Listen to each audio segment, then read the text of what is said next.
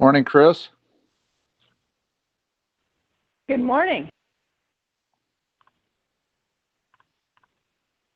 Morning, Sharon.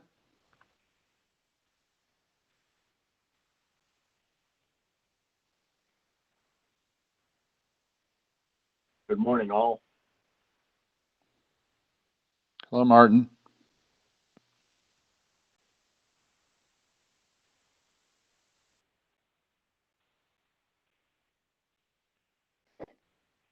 All right, we are live on YouTube and the webinar is up. So Mr. Chair, whenever you are ready, you can start the meeting. But you are all live.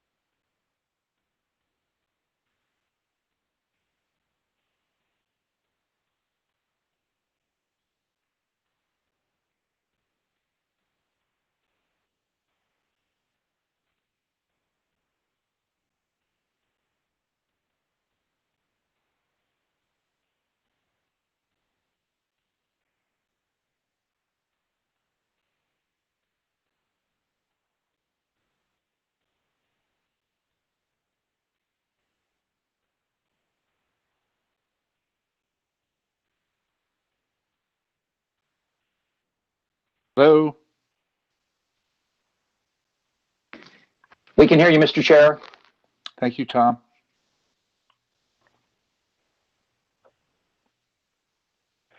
Mr. Chair, I believe we are live. I do not see Vice Chair Simpson on yet, but I believe we are live and we can start whenever you're ready.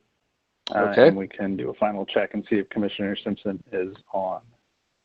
Okay.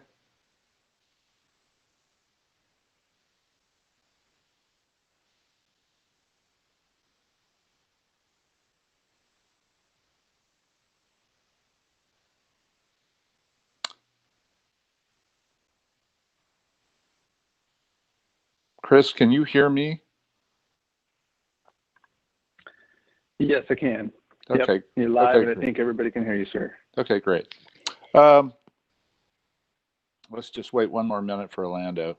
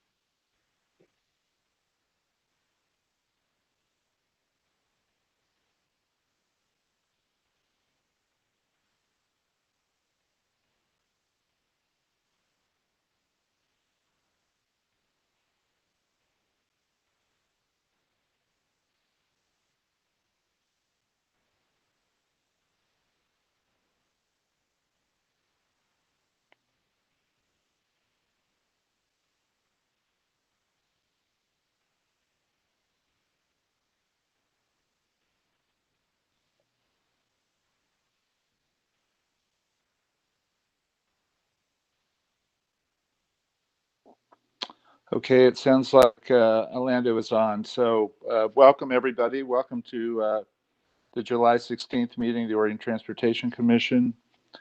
Welcome to everyone who is tuned in to this session of our commission. A couple of things I'd like to just reiterate from yesterday. One is We have closed caption available to those who want to use it. And the link will also give you options in terms of what kind of font you want, what kind of settings you want to put in place if you're using that function. So I hope all of you who want to use closed caption will take advantage of that.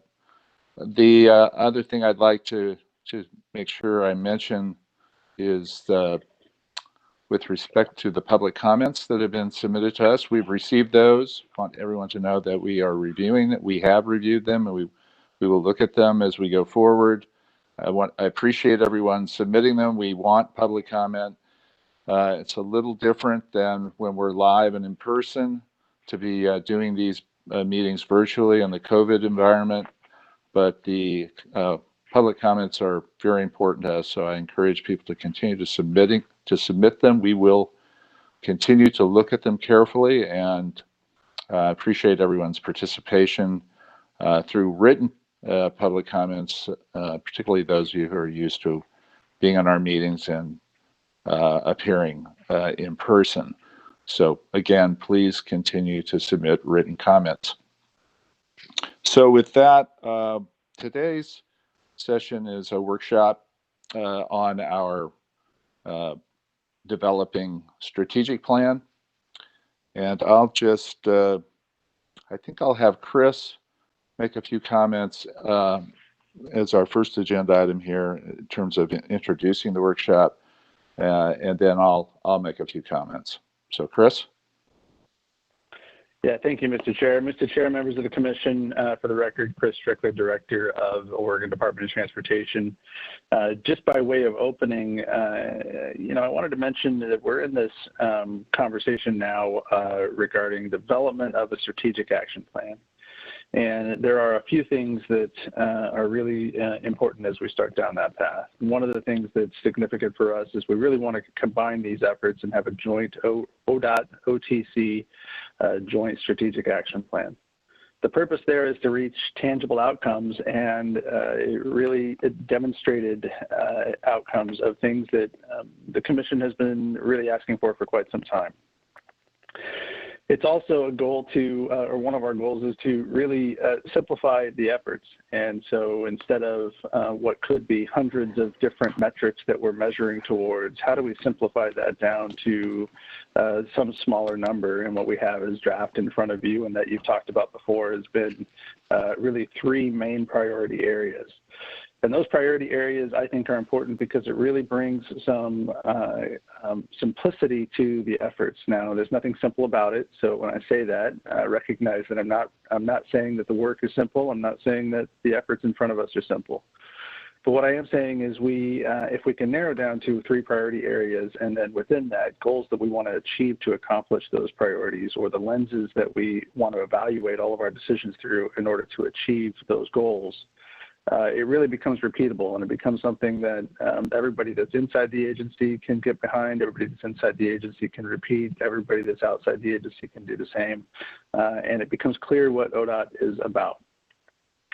I also think the real value in having a combined plan for all of the Commission members, and I know that in my conversations with the Chair, we've had some conversations regarding its importance in recognizing where we each fit within our roles for the priorities and the goals. What I mean by that is the combined plan, I think, provides an element where the Commission can be setting the vision, the Commission can be setting the target, and then all of our implementing actions that we come forward with as an agency can be defined or described in how they would support that vision. And so there's a synergy in that between the Commission and the agency. What it doesn't do is it doesn't remove the accountability of the agency. It doesn't change the accountability of the Commission over the agency. We are certainly in response mode for that. And we are definitely wanting to inform what we can measure and what we can achieve and what we can accomplish, because we know Oregonians expect that. But what we're not doing is saying we are the same entity. ODOT and OTC are one and the same. That is not what the combined strategic action plan would do. It is really defining those roles within what we can implement versus the commission setting the charge and allowing you to work in that vision and overarching guidance space that you've been asking for some time. So, Mr. Chair, maybe I'll pause there and just ask whether or not I missed something or whether or not you would fill in any of the other elements that you think I should have hit.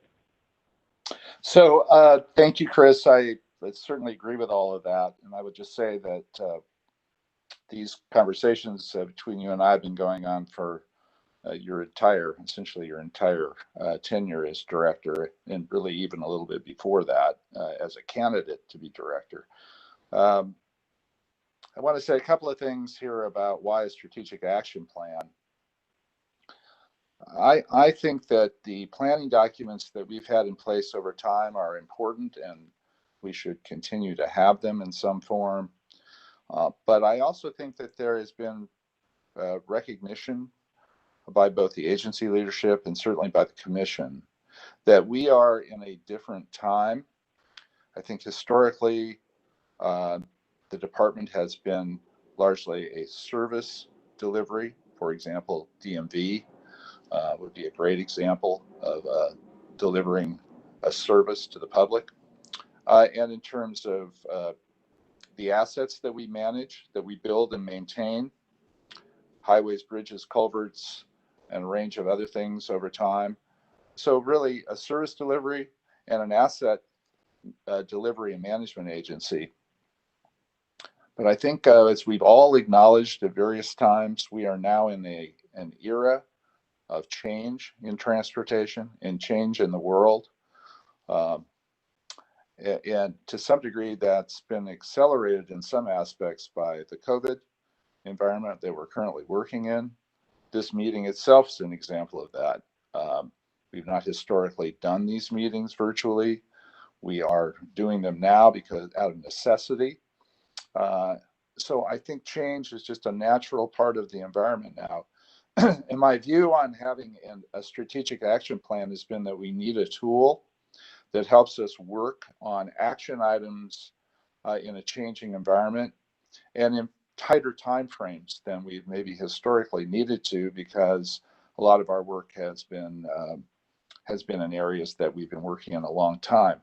Even there, though, I think with technology and with changing demands of the public and the way that people operate and work and live, that we need to adapt as everyone is adapting to a continually changing environment. So I think a strategic action plan enables us, as Chris has said, to focus in on a shorter list and to have it be more action oriented and less kind of statements of purpose. And I think those statements of purpose are useful, but I think what we need now is to recognize we're going to have to do some new things and some things differently in a changing environment.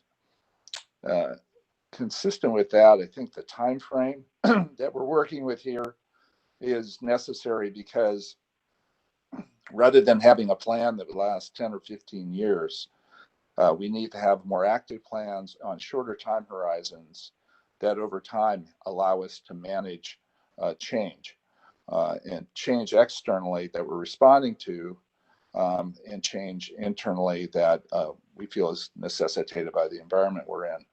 So historically, we've had longer term planning pieces that we've had in place. For example, the Oregon Transportation Plan has been in place since 2006. That's almost 15 years. It's a great document, but it is a long document. It's a little hard to access if you're looking at what are we doing and what is our short-term, what is our plan for action. And I think we're going to need to be a more action-oriented organization. I agree with the director, and we have talked about this being something that we're doing jointly, because my view of it has been for the commission to set goals that it's not doing in coordination and cooperation with the agency can lead to disconnect between the strategic goals and priorities and the actions the agency is pursuing. And we don't want to have that kind of disconnection. We want to have high levels of functionality between our vision and our goals and priorities and the actions the agency is pursuing. So I think those are all important, and the purpose of this particular action plan is on a relatively short time horizon, 3 years. I'm proposing we move from a 2020 to 2022 time horizon, which we had started with, to a 2021 to 2023 time horizon. Still 3 years, but this year we have spent a lot of the year just responding to the environment we're in, both budgetarily and in terms of the COVID virus and in terms of the effect that's having on us. And we're taking time to try and get the strategic action plan correct. So really the years of implementation of the plan will be beginning end of this year, beginning of next year. So I think that 2021 to 23 planning horizon is the correct way to think about this plan. And then we'll be reviewing it for the next plan. And I think having shorter time horizons makes the plan more active and allows us to recognize things we're learning from working with it that we can use on the next plan.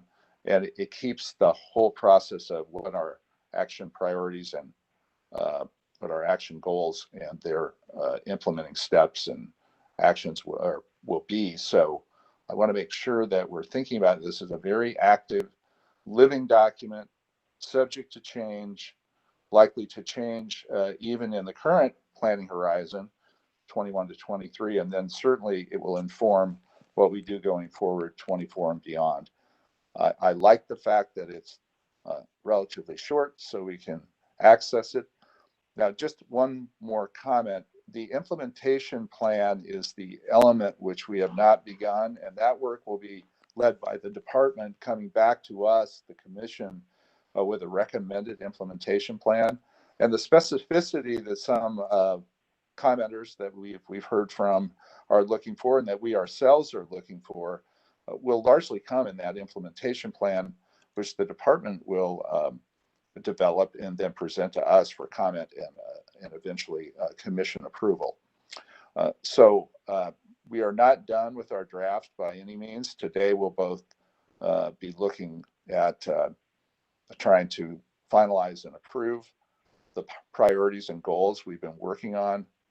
And secondly, to allow ourselves some time this morning to dialogue on what the implementation actions are, might be, and to provide some direction to the agencies. It goes from today to begin to put that together. And I think that the agency is already working on implementation elements. So that piece I anticipate will be the longest piece.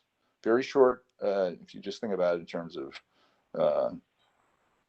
the length of the various pieces. The priorities obviously are very brief, important statements of purpose and direction, but relatively brief. The goals are a little longer. The implementation plan will be substantially longer than either of the other pieces. And then when we get that piece, those three elements will make up the strategic action plan for the 21-23 horizon. So I'll stop there. And I think the first thing we want to do this morning, and Chris will lead this, is to have a discussion about implementation, what the implementation plan element of the strategic action plan should include, and to get some dialogue between the department and the commission on that topic. So with that, I'll turn it back to Chris. Thank you, Mr. Chair. Maybe as a way of additional introduction for the day, the way that we have this set up at this point is to really go through a conversation around implementing actions. At the last commission meeting, in our discussion regarding the priorities and goals, you asked us to go back and look at different ways that we could measure and provide implementing outcomes and actions, and what examples might be. So what you see for the agenda today is a pretty lengthy discussion with each of the assistant directors and myself, and then others on the phone to be able to answer, or excuse me, on the call, to be able to answer questions as they come up.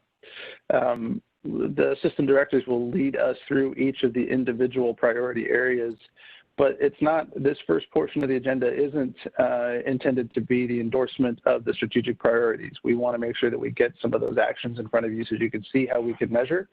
And then following the break is when we're looking for and requesting endorsement on the priorities and goals portion of this work. And then, as the chair suggested, we would be coming back in future meetings to describe more details. So today you'll see examples of what we can measure, but you'll see more kind of fuller implementation plan efforts that would really support these strategic priorities and goals if endorsed today. And then finally, one of the most important aspects of a strategic action plan or identifying priorities for an agency is how you communicate them and what your messaging is associated with them. It's the proactive forward look. It's to say, this is what we are about. This is what we are hoping to achieve. Yes, this is different than what we have been in many ways, and yet we still have the core functions that are part of the work that we need to do every day, and some of those have not changed.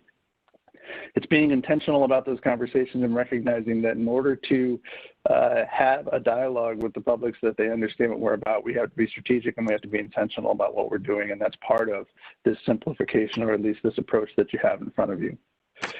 So with that, maybe I'll dive into just a quick description of each of the strategic priorities as we've suggested at this point. And then at that point, I would turn it over to the assistant directors. So the first strategic priority is equity. And I'll just read what we have on the slide here. Hopefully you can all see it. So prioritizing equity is really important for our agency, and it is one of the hallmarks of really some of the efforts that we're trying to put forward to recognize where we might have gaps as an agency, both internally and then also our impression externally that we leave upon others. So our strategic priority for equity is prioritize diversity, equity, and inclusion by identifying and addressing systemic barriers to ensure all Oregonians benefit from transportation services and investments. Ms. Perkins, our Assistant Director for Social Equity, will be walking you through that in just a moment. Our second strategic priority is modernizing the transportation system, or a modern transportation system. Build, maintain, and operate a modern multimodal transportation system to serve all Oregonians, address climate change, and help Oregon communities and economies thrive. We have intentionally added multimodal and climate into this discussion because those are important factors in all of the efforts that we carry forward. You've heard me say before that the public really is not enamored with which system they are on. The public cares about their reliable trip to get from A to B, and the equitable access that they have to different modes and the available access that they might have to different modes so that they have choice. Both of those are embedded within the modern transportation system efforts, and you'll see some of that in the implementing discussion today. And then finally, we're in a difficult time, and that difficult time due to COVID and the pandemic and the recession associated with that is something that's going to impact our work as we go forward for quite some time. Sufficient and reliable funding as a strategic priority, though, existed even before COVID. And to the chair's earlier remark, I think I would say that this was an important aspect of our conversation that we needed to be talking about anyway. And it's further exacerbated by the pandemic that we find ourselves in. So we hold sufficient and reliable funding as the third strategic priority. Seeking sufficient and reliable funding to support a modern transportation system and a fiscally sound ODOT. We spent the majority of your day yesterday talking about the budget impacts and the revenue impacts associated with our ongoing operations in the very near term. So it's probably no secret to you as to why we have sufficient and reliable funding as such a significant priority for us. So with that, I'll pause for any introductory questions, Mr. Chair and members of the commission. And if you have none, then I would turn it over to Ms. Nakatris Perkins, who can walk us through some of the efforts on equity. So Chris, I would just mention that in people's packet, in addition to the slides that you'll be going through, is a one-page draft of the priorities and goals. And we have put that in a landscapes format, which is, I think, the way we should present this, so that you could see all 3 of the priorities and the underlying goals for each on a single page. And so I would just remind people they have that. And I think it's a good piece to look at to kind of see the priorities and goals as a whole, even though we're not going to break them down as we should and talk about each section of the plan. Yeah, thank you for mentioning that, Mr. Chair. That's right. We do have the materials there available to you. Hopefully you all have them. There is an intentional attempt to put them all on a single sheet of paper. Again, that gets back to the simple approach of this is what we are about. Given that, I wonder if now is the time to turn it over to Ms. Perkins to start walking through some of the implementing actions that she's been leading over the last couple of months. Sounds good. Good morning, Chairman Brocklin. Good morning. And good morning, Commission. For the record, my name is Nakatris Perkins, Assistant Director of Social Equity. I am going to walk through how we've been working on equity for the last 90-ish days and thinking about how we can move it forward as part of the Strategic Action Plan. Chair, I know that you mentioned the goals being outlined on a single sheet of paper. We also want to make sure you have in front of you the bulleted list that talks about the implementing actions, because each of us will be going through that as well. Do you have that? Yes. Awesome. Okay. So if we can go to the next slide.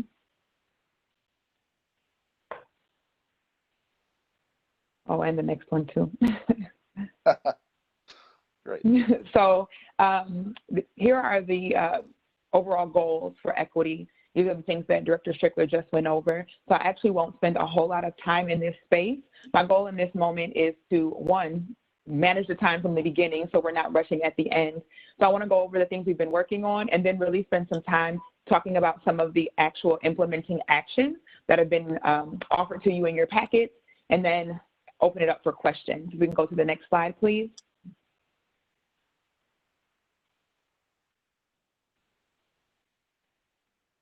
So I think one of the easiest ways to explain equity in this moment is to think of it as a glacier, right? So we don't want glaciers to melt. We are knowing that climate is really important. And in taking care of a glacier, we need to understand all the elements of it. What we're doing right now as we create the Strategic Action Plan is laying the foundation, which means we're mobilizing people within the agency to think about, talk about, place a lens on equity. How does equity work in their everyday life? If we all get on the same page in terms of language and what we're talking about, so that that does not become a place where we struggle. And if we can also figure out how to best resource, support, and hold people accountable around equity in terms of process. Those things are not clear in the Strategic Action Plan because we're doing them now, and they'll be the processes that we create in order to make sure the Strategic Action Plan moves forward. I also think it's important to highlight the fact that there is a definition for equity that has been offered by the state of Oregon, and that is the definition that the Department of Transportation would like to use moving forward. We don't want to get caught up on what equity is and what it isn't. This is the definition it is, the definition we would like to use, and then move forward thinking about how ODOT as an organization, as an agency, ensures that equity is happening in all the spaces.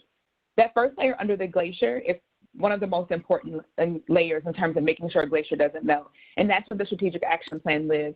As Chair Von Brocklin has pointed out, this is 2 years. So we're looking at very quick and very impactful moves and actions that will allow us to support what happens beyond 2023. What I want to point to you now is the different parts of your bulleted list, right? So like really laying out the Strategic Action Plan. So if you think about the agency, how we think about culture, workforce, operation, policy, and goal. On your bulleted list, there's approximately 7 different things that we need to do. What we know right now is we know the why. We don't want the glacier to melt. We need equity to make sure that we are an equitable agency and that our society continues to flourish, and that we are a part of what it means for citizens to flourish as well, and all citizens, right? And so we know the why. What we put in front of you today is the what needs to happen. And as we move forward, we're looking at the how. What you'll see in terms of what is some overlap, right? So as we go through all of the different implementing actions that are also talked about as operationalizing the goal on your inside of your packet, you will see things that might overlap across the different priorities, which is intentional and also important as we move towards figuring out the how. What I would like to do is highlight one of the impacting or implementing actions for each goal and just talk about it briefly. For instance, the second bullet under culture, workforce, operation, and policy talks about promoting an inclusive work culture through tangible shifts in operation and policy. What that needs to, policy and culture, what that needs to look like is we need to be able to say by 2023 that there has been an increase in improvement in terms of inclusion and belonging. We are very clear in terms of parity right now, right? We know exactly who works, how they work, who gets, who's hired, who's promoted, how we recruit. We understand those numbers and we want to see them change. So diversifying agency leadership or diversifying the workforce that'll be a beyond 2023 action. But in this moment, we need to figure out and focus on what it looks like to quantify and measure inclusion, which is easy, right? Easy in terms of definition, not in terms of movement. But we need to figure out what it looks like to think about access and participation for the workforce, compensation and benefits, and making sure that workforce interactions are ones that increase inclusion, which is going to be increasingly hard as we think about being in the virtual space. And so we want to offer language skills in order to make sure that we are an agency internally that people feel included, and we are an agency that consistently welcomes those from the outside, which is not a place that we sit right now. If you look at your second implementing action, we're talking about economic opportunity. And I want to point out what it looks like to analyze programs and partnerships that engage BIPOC and women-led businesses and therefore increase availability in the use of consultants and contractors. Right now, we're meeting our goals. We've met our goals for the last 2 years. We're definitely on par to meet our goals right now. What we need to do is provide more avenues to increase both the number and the dollar amount. Our goals in some parts of the state are limited, maybe based on availability, but in other parts of the state, the availability far exceeds what we have been able to do. And that's not because they're not available to us, it's because some of our internal processes and systems don't allow people to engage with us properly. So we want to look at the fact that when we come up to 2023, that we're able to be clear about how we have increased, again, both the dollar amount and the number of BIPOC-led companies that have worked with ODOT. We don't want to look at our numbers and see how we have, let's say we looked at, like right now, our goal is 15% for DBE. We don't want to see that be 2 or 3 or even 20 agencies, organizations, contractors that have worked with us, and therefore we met that goal other than that. And so how do we make sure that people understand how they work with ODOT and that we have internal stakeholders who are clear about that, and also have external facing programs that engage people better than we have done. Again, we are meeting our goals right now, but we really do need to see a shift in that. The third implementing action is around engagement. And what we need to do is create more accountability around our practices. Right now, we do an amazing job of collecting public comment, community surveys, focus groups, and we've even set up some committees that really inform some of the projects that we do. But as we get to 2023, we want to be able to say that community voice informs every ODOT project. And so we need to talk about how that happens. Right now, the gap is the accountability in terms of practices. How does every project engage with the community, and how does the community voice inform in terms of decision making? When you look at the end of a project, you should be able to see the community, easily see the community and how that happens. And then finally, the last goal is the climate equity goal. And so thinking about how we implement there, I will bring your attention to developing a climate lens for projects and programs. I know that yesterday, Amanda Peet talked a lot about what it looks like to create a methodology and a lens across spaces. I point to this as that is one person who I've continuously worked with, as well as sitting on some committees and working now with an interagency climate work group to think about what it looks like to create a lens around climate across every project. So no matter what, if you're doing design, if you're doing a consultant project, if you're doing construction, what does it look like to think about how we mitigate emissions and how we decrease the impact on frontline communities? Inside of our goal, we do talk about the communities being marginalized, and that is a term that is easily understood in most places. Another term that we might use as we build some of this out is frontline communities, because frontline communities are not only marginalized in most spaces, they're also people who have the least impact on climate change and climate issues, but they also have the largest burden. And so we want to make sure people understand that that's who we're talking about when we're trying to make sure that we, ODOT, lessen the impact on those communities. When you look at all of these, what you could easily say is missing is accessibility. So based on our last commission meeting, I definitely went back out and spent some time thinking about accessibility. Accessibility is something that should be in every single piece of what we're doing. So I'm working with our ADA program managers, which you got to meet yesterday. We've talked about what it looks like to ensure that accessibility is spread out through everything.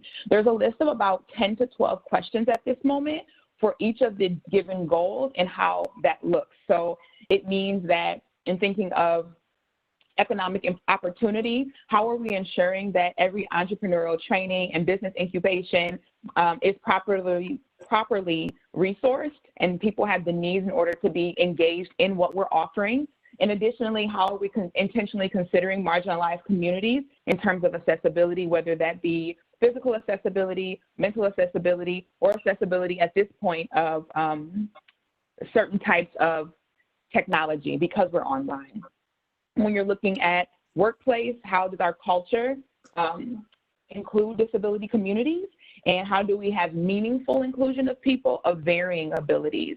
Right now, we don't spend a lot of time talking about language. We don't spend a lot of time talking about some of the things we say and how easy or how hard it is for people to get the accommodations necessary. We do provide accommodations for almost everything we do, and it is something that people have to request. You have to often read the fine print, or you have to know who to ask in order to get those accommodations. So how do we push that to the forefront for our workforce and for our communities in those spaces? And so in talking to ADA program managers, it was more about making sure that in every single build out of our implementing actions, there is an objective, there is a measurement, there is a metric of success that automatically looks at accessibility for all of these. So it does still in this space look like it's missing, but want to be very clear that it's not, and it's at the top of the list for how we continue to engage around equity, both internally and externally. So that is what we've been working on. That is how we hope to move forward. And I want to spend some time answering, I don't have any questions to ask, answer any questions that the commission may have to either better explain or dig deeper on any of these portions before I turn it over to another assistant director.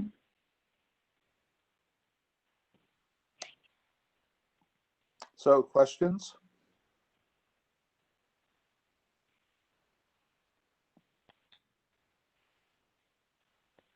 Commissioner Smith here. More of a kind of a comment and like an open question rather than a specific question. I'm happy to hear you talk about accessibility as being woven into all of these priorities and goals and implementing actions. I think it's important, and it's something that I've been trying to think about and figure out how do we include that in our implementing actions. So I'm glad that it is top of mind for you and the team, and I hope to see how that gets rolled into our action plan. And my second question is really kind of a high-level awareness that not everybody comes from the same starting place in their understanding of equity in these issues. I think as a commission, we generally are, I think, on the same page and have the same goals and priorities. And I think probably at the leadership level also. But as we've seen in our country, there is a real dichotomy sometimes on where people's understanding and acceptance of equity concepts and the historic marginalization of a lot of our communities. And there's a lot of folks who really are uncomfortable with it, don't understand it, or don't accept it. And we need to think about how do we bring folks along through training or communication in such a way that folks can really learn and grow and understand in a way that doesn't force them into a shell of denial so that they just don't deal with it, and because it's uncomfortable. And so I'm hoping that part of our toolkit is going to include some kind of training element and some element of how do we get communication going for folks that are really uncomfortable talking about it. Back to you. Thank you, Commissioner Smith. I really appreciate your comments. I do want to reassure you that we have started thinking about, especially the second thing you've talked about, and that's part of the laying of the foundation in terms of taking care of the very top of the glacier.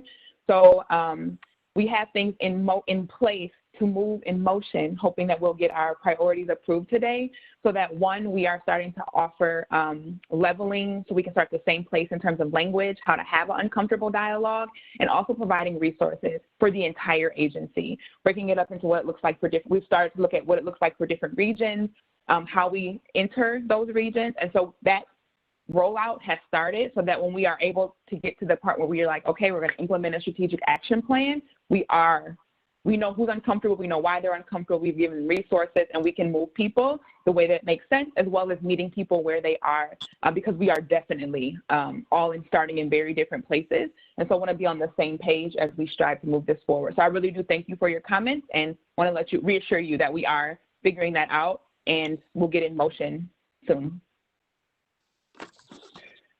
Mr. Chair and Commissioner Smith, I might also add that anytime you have a conversation around privilege or guilt or bias or any of those things, I mean, our historic, at least I'll speak to my historic upbringing and my historic kind of background, every one of those kind of generates a bit of a defensiveness in you, right? I mean, you start to kind of have a bit of a, that makes me uncomfortable. And so part of these efforts is really finding a way to make it okay to talk about things like this in a way that is inviting and demonstrates vulnerability and opens a dialogue that says, no, really, the only way to address these types of behaviors or even unintentional behaviors that might exist within either a workplace or even in our interactions with the public is to have an open dialogue about it and create a safe space to be able to have that dialogue so that learning can occur. And that's not to suggest that everybody needs to learn, although I do believe that everybody needs to learn, right? We can all learn something. This isn't about who has more experience and more background. This is about having an open dialogue, creating a space to be vulnerable and have that conversation so that as folks like myself and even others on this Zoom call start to talk about bias, start to talk about some of those privileges that we might come to the table with. The only way to learn what others are dealing with is to sit and listen to their story. And so I really appreciate that comment, because we are all in different stages of awareness and different stages of learning, and without creating an environment where we can have that conversation, more won't absorb. So I appreciate that. Thank you. Yeah, I would just add to that, Chris. Well, first of all, Commissioner Smith, thank you for raising this observation and getting us focused a bit on, in particular, training. I'll just pick up on that one comment. One of my experiences with this has been pushing training through my law firm, and we ended up doing unconscious bias, micro inequities training throughout our firm. And what we were really trying to do there was meet in groups, have the training be facilitated by an expert, not try to do it in a kind of amateurish way, but do it with people who really do this for a living. And to do it in small groups, relatively small groups, 10 to 15 people, so that people did not feel called out individually, and to kind of share. It became a really a kind of important moment culturally for us to really share the fact that through the training, you immediately realize that everyone has bias, every single person, and that it's it's a matter of recognizing that and thinking, having more consciousness around it, and having that kind of alter the way that you behave and conduct yourself. So I guess where I'm going with this is that I'd encourage the department to be thinking about using outside resources so we get the right kind of training to the extent we're doing training, which I think is important to do. And secondly, that we do it in a setting which is non-threatening, because at least at the beginning, well, actually throughout these conversations, it can be difficult, but I think that difficulty is lessened somewhat by doing it in small groups where everyone acknowledges and have the training be such that you're kind of mixing populations within the department so that it's a so we're addressing this as a community that's really looking at itself and trying to acknowledge the fact that this is something that we all need to be thinking about and contending with. And I thought our training got that environment going, and it made it a lot easier to talk about these things when we were in these small groups. They were mixed.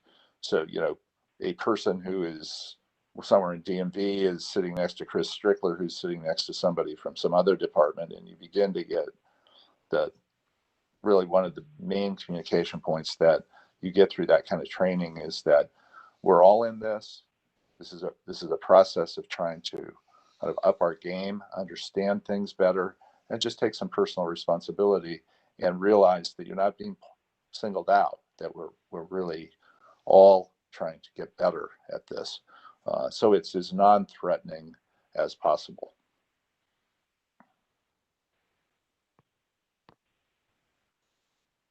I agree with all that. This is Commissioner Callery.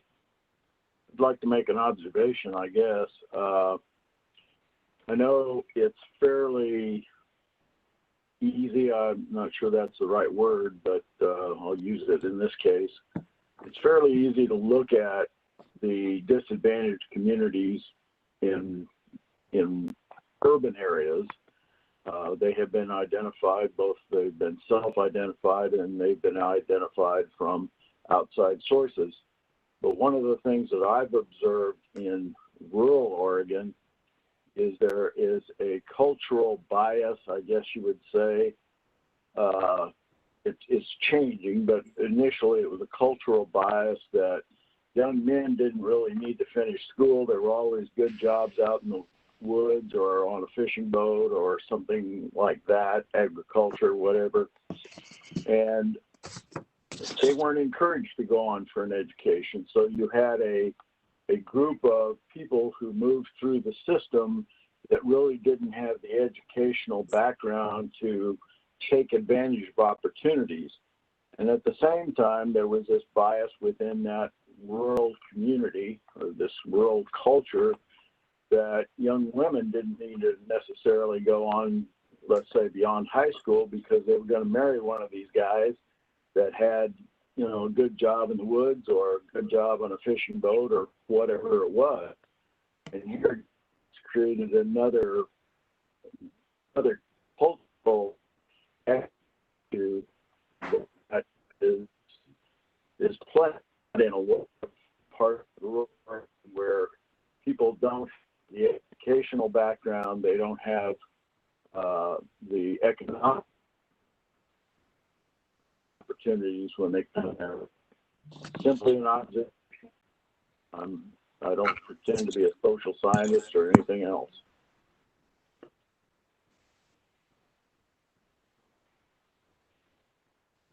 Can you guys hear me? Yes. Got it. And by the way, thank you, Commissioner Callery, for those comments. I think there's a lot to what you just said, that we have to basically we have to meet people where they are, and the conversations will be different. So it's not a one-size-fits-all deal. Orlando? Okay, yeah, I just wanted to thank Nakachis for that. Also, just the the value in which I think we have in terms of creating this position and having somebody like Patrice lead it. So back again to my comments yesterday, just about the leadership and the efforts that are directed. Orlando, I think we may be I can't getting hear you. some of the same problem we had yesterday with you being a little soft. So we're kind of getting pieces of it and missing pieces. Sorry about that. Can you hear me now? Yeah, that's better. Sharon, Does that work? is that better? Much better. Yeah, it's better for me too.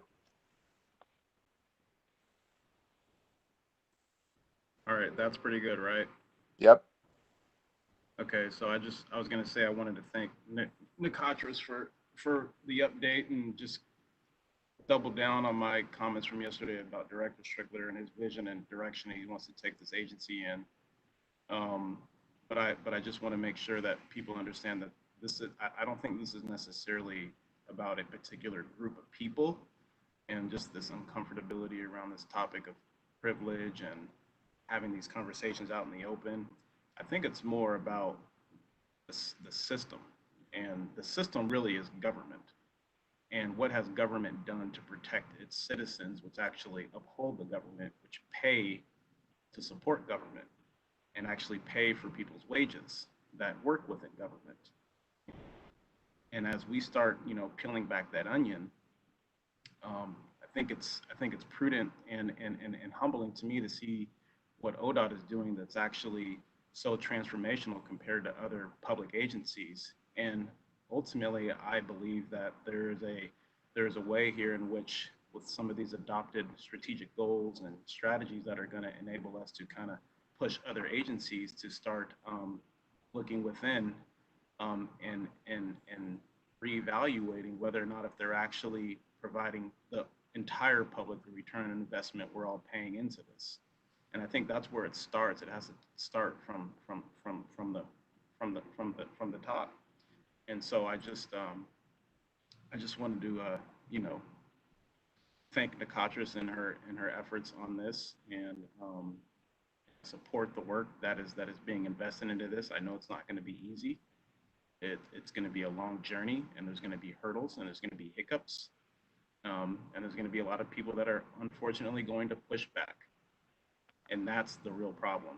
And I just want to ensure that that they are going to be adamant and persistent on ensuring that we are providing a framework and an out-facing message to the broader public that's going to be able to serve their needs, not only as it relates to transportation, but ultimately as it relates to their quality of life. And so I wanted to thank Nicotris and Chris and the rest of the team on, embarking on this new journey, because I really believe that it's going to shift the way in which a lot of public agencies conduct business. Thank you for that, Commissioner Simpson. Other comments on Nicotris's presentation or questions to her? Mr. Chair, this is Commissioner Brown.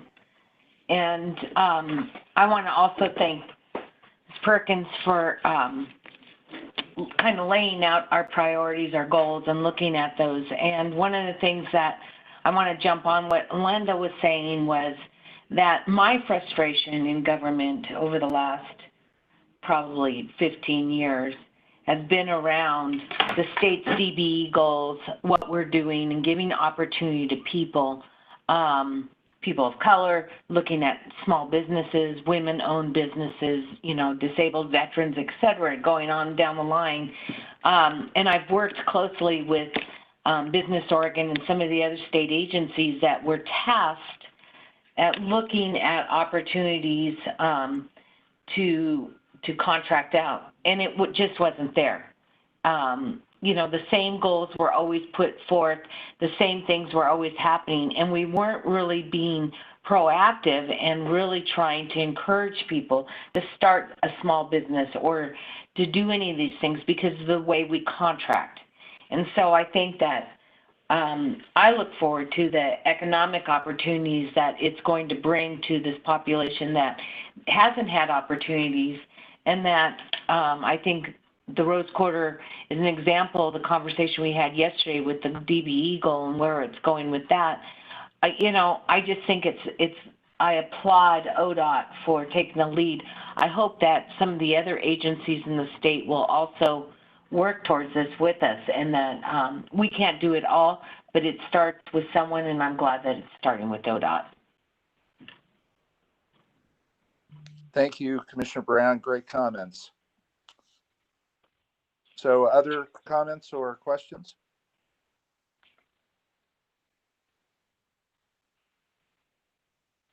Okay, Chris, I think we turn it back to you for the next piece of this. All right. So, Ms. Perkins, do you have any wrap up for this portion before we hand it on to the next person, or are we ready to move to the next priority area? Yep. We're ready to move to Assistant Director Brown. Okay, thank you. Mr. Brown. Thank you, Nikatris. Excellent. Thank you all. Can you hear me? Yes. All right. Excellent. Good morning, Chair, Commissioners. For the record, Cooper Brown, Assistant Director for Operations. Michelle, thank you. You are one step ahead of me, as always, and I've already have the slide up there. Just to orient folks to what I'll be talking about for roughly the next hour, I want to circle back to the document that Assistant Director Perkins mentioned, the Strategic Action Plan draft that you should have in your packet. I believe it's called the Strategic Action Plan draft with today's date on it, and it lists the three priority areas, the goals underneath those, and then what we're calling right now anticipated operationalizing actions for each goal. So what I wanted to do today, in the interest of giving you a flavor of what we've been working on here with the team, is walk through those operationalizing actions for each of the 6 goals underneath the Modern Transportation System. So if you can, scroll down to that Modern Transportation System page. We'll start there. I'm going to cover a lot of ground here, and so apologies in advance. I'm going to say a lot of words. I'm going to try to make sure those words are legible and not bureaucratic speak. And some of what I'm trying to do here is translate some of these bullets and some of these ideas and concepts into ways that I understand them, to give you a better sense of what we're talking about actually doing in terms of the how, as Nikatris described it, to get us to achieving these goals. So to start with, I wanted to just circle back and make sure y'all are all apprised of how we've been doing this work to date. So these implementing actions were developed by goal working groups comprised of subject matter experts across the department. And like I said, their goal was really their charge, really. And again, some of the difficulty here is we use words that mean, I'll perhaps say goal, and that could be confusing, so I've got to be real intentional about my words here. But the charge of that group was to look at these 6 goals and develop the hows of how we're going to achieve them. And that's how we created these 50 operationalizing actions across these 6 goals. I'm going to walk you through each of these pretty briefly. Some of them I'll fly over pretty quickly. But I wanted to raise a couple things and reiterate a couple things, one of which Nikatris mentioned earlier. It's that there is overlap between these goals. For instance, under the safety goal, which I'll be talking about in a minute, we talk about needing to improve data collection so we have a better understanding of those of the disproportionate safety impacts to those frontline communities that Nikatris mentioned. The idea being, how do we then take that information and make better decisions to create investments that have positive outcomes for those frontline communities. Obviously, a lot of overlap with the goals that Nikatris and her team are working on. So as we move forward, we're going to have a lot of work over the next couple months, and as we come back to you with more concrete activities, on deconflicting those actions, if you will, making sure that they're complementing and not duplicative. There's also, you're going to note plenty of overlap with the sustainable funding goals that Travis will walk through in a minute. The other thing I guess I'd say to start, is we intentionally had a diverse group of staff experts work on these goals in separate groups for each of the goal areas. And so you're going to also hear some overlap between the bullets that I walk through. And just keep in mind that we're going to be looking at those overlaps as well. The second thing I wanted to flag for everyone before I jump into describing some of these bullets is some of these operationalizing actions are new to us as a department. Going back to Chair Van Broeklen, your comments earlier, some of this work and a lot of this work is really about looking at how we do our activities better. How do we do our business differently? Not to say that we don't do our business well, but there is lots of room for improvement on a lot of fronts. So the charge to these groups as we did this work was really taking a blank slate approach and looking at, all right, these are the goals that we need to achieve. How do we do that? Independent of kind of the tools and methods we've used in the past, what are new creative ones? So since some of these are creative and new, there's more work to be done as we refine the actual concrete actions underneath them. And so as we do that work, I wanted to make sure you're aware that kind of the stage of where we are in that. And over the next couple months, we're going to come back and refine that. But as we do refine those discrete actions, if you will, underneath some of these operationalizing actions that I'm going to talk about, there is going to be probably a need to prioritize some of those actions. Because again, within Modern Transportation System, within that priority group, we have 50 here that I'm listing. And so the idea for today was to give you a flavor of what our groups have come up with and get your feedback on which are the ones that seem most important to you, which are the ones that you really want us to lean into most heavily.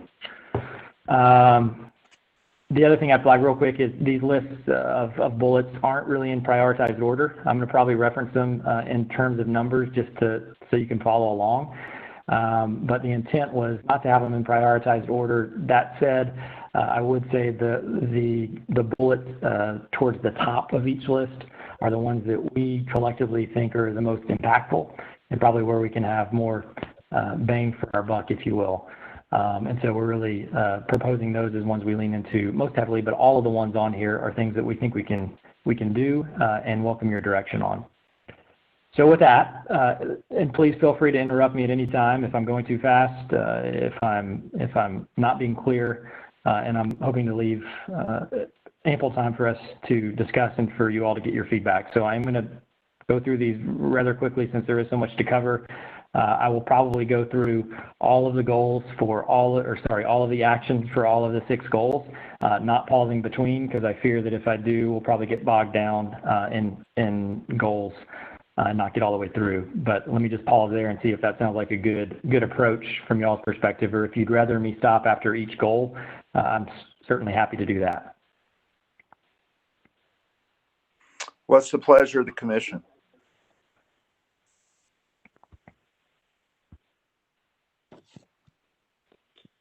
When I do Mr. Chair, I propose, sorry. Go ahead. Mr. Chair, I propose I just roll through all of them, and then we'll have time for you all to come back with comments and questions. And that way you'll get a flavor across the board, so to speak, and you can prioritize what things you really want to weigh in on if that works for you, Mr. Chair. That's fine with me, as long as there's no objection by the other members. Okay. Fine with me. Okay. All right, great. Well, then jumping right in, again, to the list. The first goal you'll see there listed underneath Modern Transportation System is the preservation and stewardship goal. You have the language up there on the slide, so I won't read it, but I will read you the language of the bullets. So the first bullet there is that you should have in front of you on your list. It talks about developing guidance for construction practices and materials to reduce emissions and adapt to climate impacts. This is really new for our projects, and it's all about incorporating that climate lens that we've spoken of over the last couple of days into our construction practices. Example could be, what materials are we using for our jobs? How do we get them to our job sites? What associated climate impacts are there for those decisions? The second one is similar to the first bullet. but it's really more focused on the maintenance front, vice the construction practices front. If you roll down to that third bullet, developing and implementing strategies for maintaining the system on priority routes, this one is all about synchronizing our investments, and you're going to hear that word synchronizing. You're going to hear the word integrating a lot as I go through all of these, because those are themes that we recognize are really at the forefront of what we're trying to do as a department. So this is about looking at more integrated strategy for how we choose our investments, as opposed to the kind of asset-specific prioritization processes that we've had in the past when you think about how we prioritize projects within bridges, bridge projects, pavement projects, culverts, et cetera. And obviously, as we talked about a lot yesterday, and we'll continue to talk about, we don't have enough money to maintain everything across the state, but we need to focus on what are those priority routes, obviously, and keeping in mind the entire life cycle of the system. If I can go down to that fourth bullet, defining a priority multimodal network for the state system. This is really about where do we invest across modes, given our limited funds. Again, how do we compare and prioritize across modes? So again, that horizontal integration idea, and that's what the activities here would be. This includes, of course, keeping in mind the myriad considerations that we have to balance, right, to include freight movements and the like. If you go down to that fifth bullet, identifying funding for transitioning to an electrified or other low carbon fleet or transit vehicles, you may be tracking, but ODOT currently owns about 1,000 transit vehicles that we've placed with local transit agencies. I'm sure, Commissioner Brown, you're well familiar, but perhaps some others aren't with the local transit agencies throughout the state. And in recent years, primarily through our STIF grant award criteria, we've encouraged transit agencies to transition to low emission vehicles and facilities. This strategy is really all about identifying additional funding so we can promote this transition more aggressively. Obviously, complications there too with funding, but part of that prioritization. If you go down to the next bullet, transitioning towards more strategic and cost-effective replacement of roadway-related features, guardrail signs, rather than automatic replacement when doing new constructions. So the way I would describe this one is it's like if you have broken kitchen cabinets in your kitchen and you decide to replace them, then as you're doing that work, you may decide, you know, while I'm in here doing this, I'm going to go ahead and I'm going to repaint the kitchen, I'm going to refinish the floors. And that makes sense from a certain vantage point.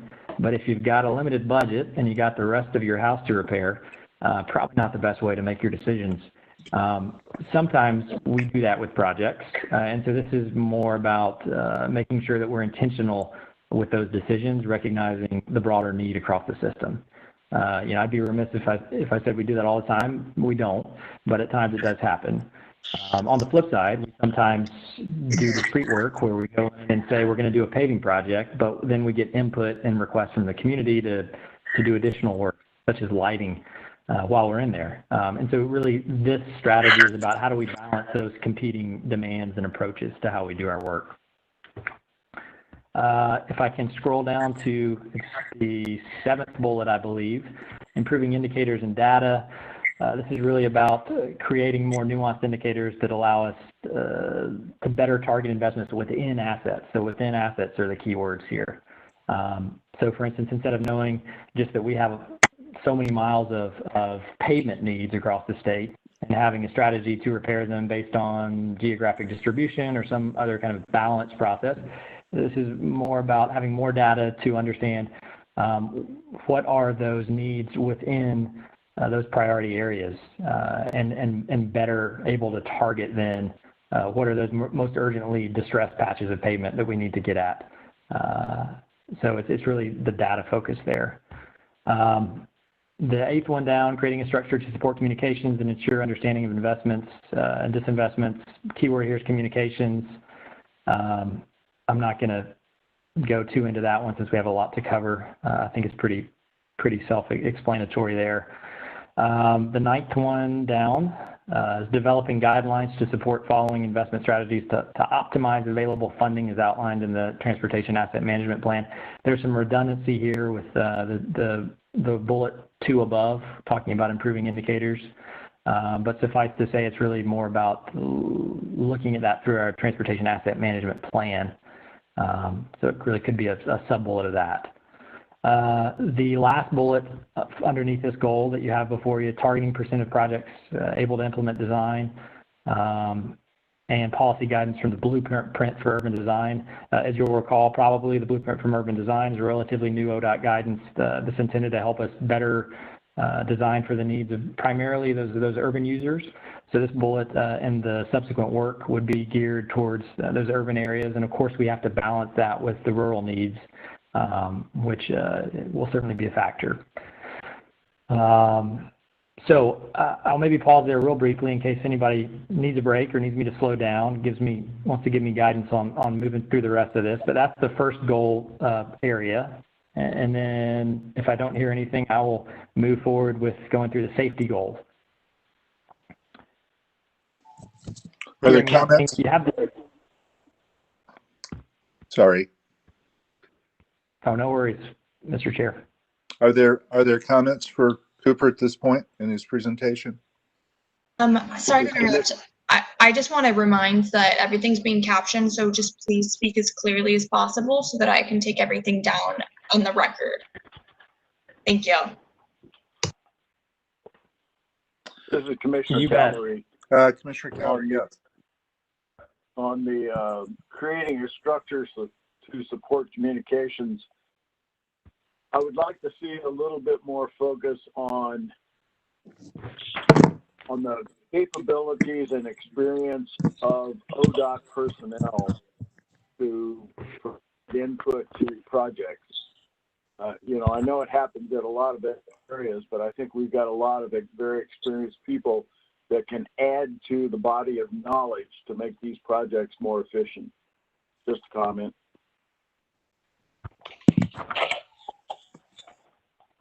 Thank you, Commissioner Calery. Other comments for Cooper before he continues? Okay. Great. Thank you, Mr. Chair. Commissioner Calery, agreed. Great comment.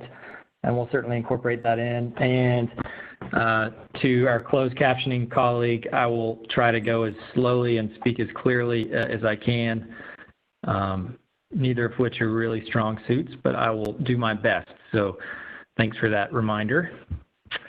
So I think we're on the safety goals, and let's jump right in there. You see the language for the safety goal in front of you, and then the list of bullets there for operationalizing actions. The first one is about improving data collected, really with a focus on those frontline communities.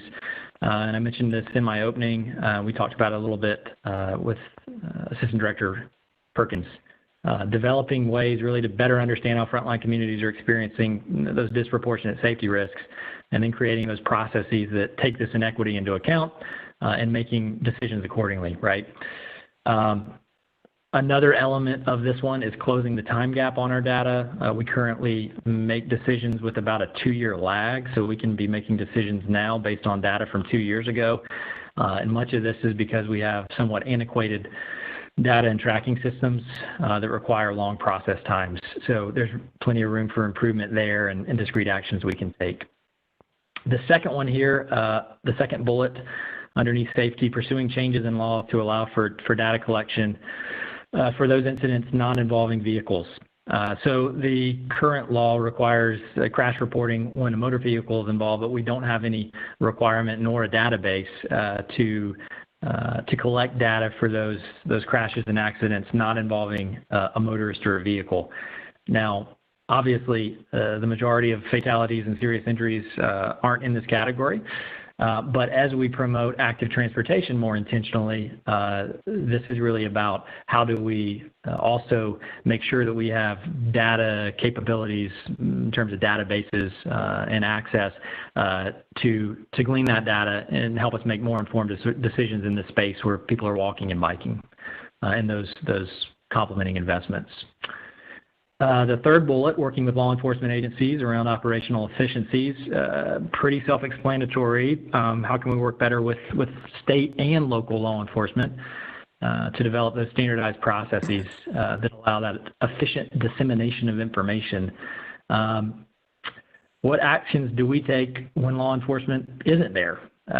There's some work that we can do on this front. And to your point yesterday, Commissioner Callery, this is the case often as we have dwindling numbers of law enforcement resources across the state, or not enough to keep up with the need and the level of the accidents that unfortunately continue to happen. I'll jump down to that fourth bullet, using technology to reduce the exposure risk for employee safety. This is really, the key words here would be the employee safety, so really looking internally to how we can better our operations on this front, and could include technology such as backup cameras, alarms, incursion warning devices, things that we can be more intentional about within our facilities or within our vehicles for our team. The fifth one, making employee data reports available to local crews. Pretty self-explanatory here. We have some silos with our data that we need to break down to make it more accessible and usable across the agency. Same with the sixth one, identifying partners that work on or near the road system to increase the recognition and importance of safety. Outreach focused here, and again, pretty self-explanatory. So I will jump on into the third goal area, which is accessibility, mobility, and climate change. And I'm going to walk through those bullets here. And just to make things even more confusing, I'm going to flip and actually talk about the second bullet here first before going to the first bullet, because I think it actually nests better that way. That second bullet, enhancing information collected related to frontline communities. Again, about identifying new ways to get the data on where communities of need are living, how they're using our system. Clearly some overlap here with that safety goal I just spoke about. And then going back to that first bullet, developing tools and processes that enable the identification of key corridors. This is really then about the strategy for how we develop and operationalize that equity lens through which we can view all of our ODOT activities and make those better informed investments. I'll go down to the third bullet, the developing an investment strategy specific to implementation of active transportation. This is about breaking down the silos again in our decision making, a theme you've heard and will continue to. So I won't go much more into that. The fourth one, pursuing and enhancing low carbon investments.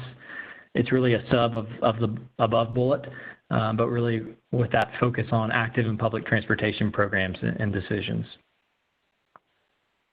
That next bullet down reads increasing transit ridership and active transportation adoption rate. We need more data to measure the activities under every mode.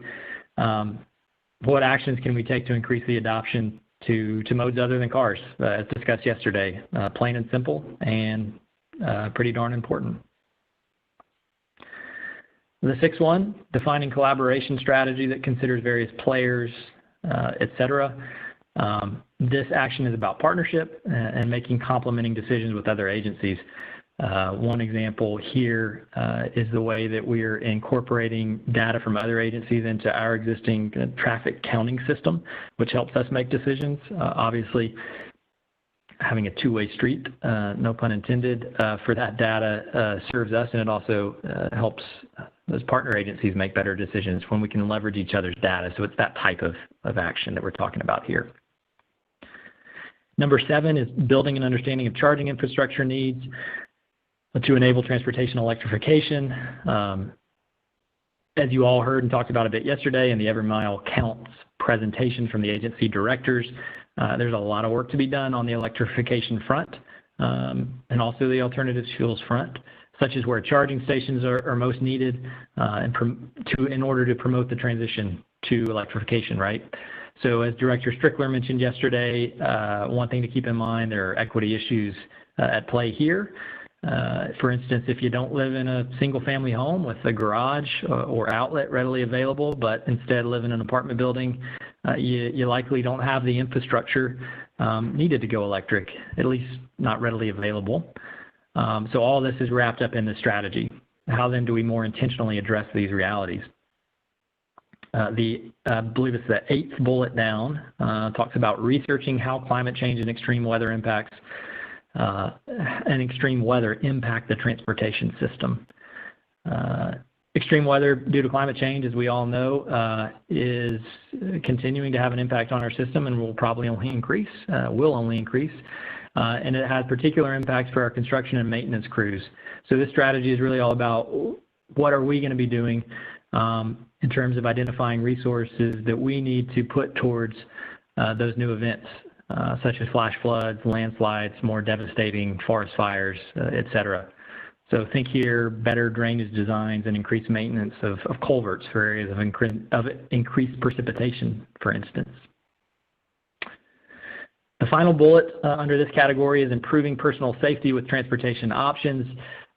Being more thoughtful for what safety looks like for vulnerable users is the key here. An example could be installing more lighting at bus stops. It's really about making sure that our system is comfortable and accessible for the most vulnerable users and adding that lens into our decision-making processes. I'll move right along into the congestion relief goal, which again, you have the language in front of you on the slide, and I'll just run through the bullets. The first one is implementing a comprehensive traffic management system in the Portland metro area. Could be technology-based and not human.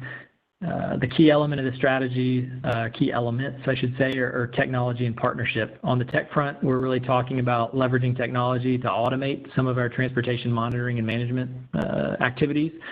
Some of those which we currently do through our transportation operations centers. On the partnership front, this includes looking intentionally at where our money can have the most impact for relieving congestion, even if it's not on the state system. So, for instance, someone who's jumping on I-205 to go down a couple exits, rather than choosing to make that trip on surface streets, how do we work with our local partners to identify what might be those issues on those surface streets, and if it's something that it could well be something that we would want to invest in, even if it's not on our state facility, in order to get after the need there and mitigate the congestion on the interstate. So it's those types of examples. How do we complement and think more holistically of our system and make sure that our investments are not necessarily siloed just to the state system. Of course, governance and financing with local jurisdictions are considerations here and will have to be addressed as we go through this work. The second bullet, investing in infrastructure to foster a uniform multimodal system and manage demand to reduce congestion and lower emissions. This is about investing in certain multimodal infrastructure, such as bike and pedestrian facilities, transit service facilities, and the like. Again, about how we can look holistically across modes to make these decisions. I'll jump down to the third, operationalizing action area, working with stakeholders to define mobility in relationship to congestion, et cetera. This is similar to the first one, but about developing department-wide standards around primarily freight mobility to ensure more intentional incorporation of these freight considerations into our decision-making processes and balancing these with other considerations such as safety and the like. Sometimes, as folks know, these can be at odds. The fourth bullet, increasing commuter shifts to telecommuting, traveling off-peak hours. This is that mode sharing work you asked about yesterday, or spoke about yesterday. It's about incorporating this information into education and other efforts to affect those changes in behavior, frankly. The fifth bullet, developing a strategy to target funds funds to areas where travelers commute and commerce are losing the most time in the most congested locations. The key thing to keep in mind with this one is really some spots are uglier than others. This strategy is about identifying where we're seeing the most time lost, being able to see that and targeting the investment to those locations. It's really about reliability as much as it is about congestion. The sixth bullet, factoring into prioritization the degree to which projects utilize the entire system, et cetera. Again, prioritization has been siloed historically in some cases for us, and this is about improving how we evaluate horizontally across modes. The seventh bullet down, evaluating opportunities to re-implement access management tools, et cetera. What we're talking about here when we say access management tools is such things as the strategic incorporation of medians that prevent left turn lanes, for instance, as a way to allow traffic to flow more freely. So years ago, as I understand it, we had authority to control access management more so than we do now. We had a pretty cumbersome process, as I understand, though, where we wouldn't even necessarily talk to developers until they did a traffic mitigation impact assessment. And then we often ended up just telling them what to do. The legislature removed some of that authority, but we have some still in this space, specifically on the project front. And so this is about better implementing those access controls on the project front and making sure that those decisions are transparent and they're fair and they're really legible, if you will, to developers and everyone else. A key here is that this work requires lots of close interaction and coordination with local governments. The example I'd put in your mind is thinking of a big box store that comes in to an exit right off of a state interstate.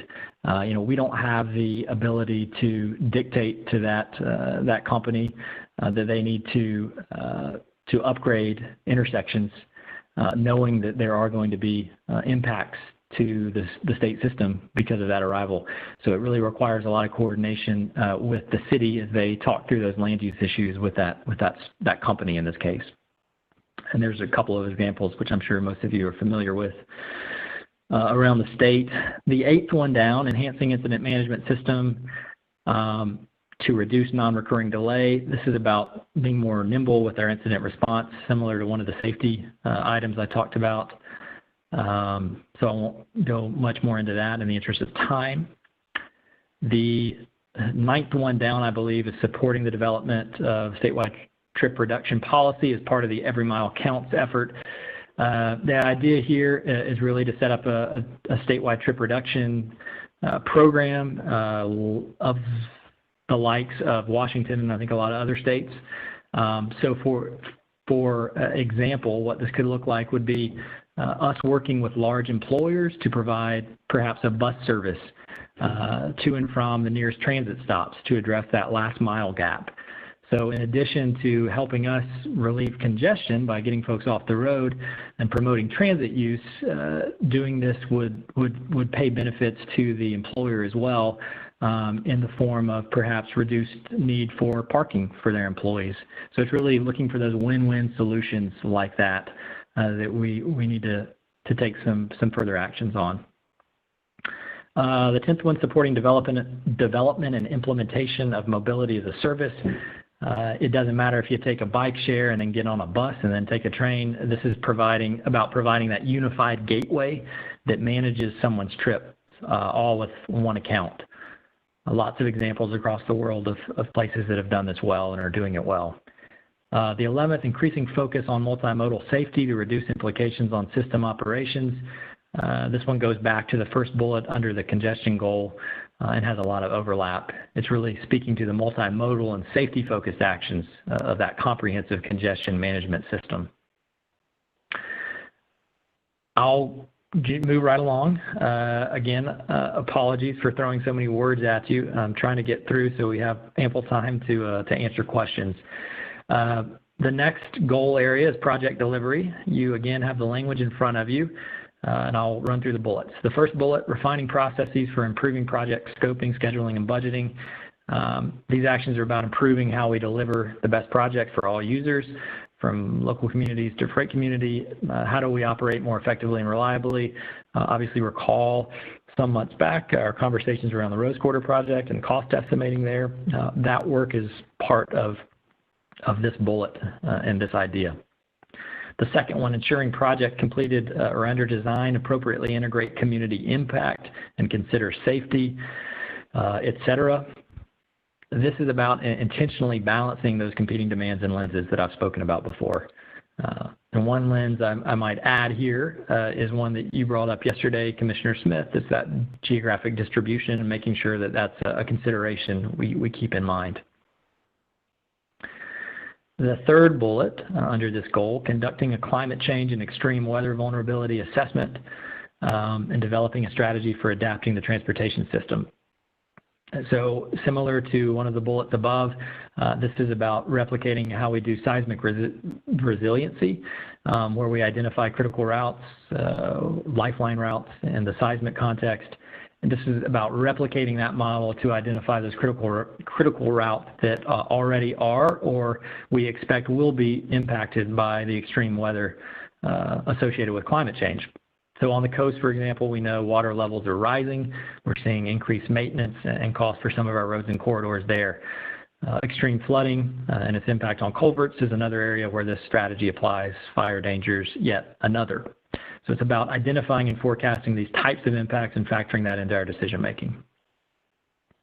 The fourth bullet down, building additional DBE capacity. We've talked a lot about this one, and Commissioner Brown, you just made some comments about it.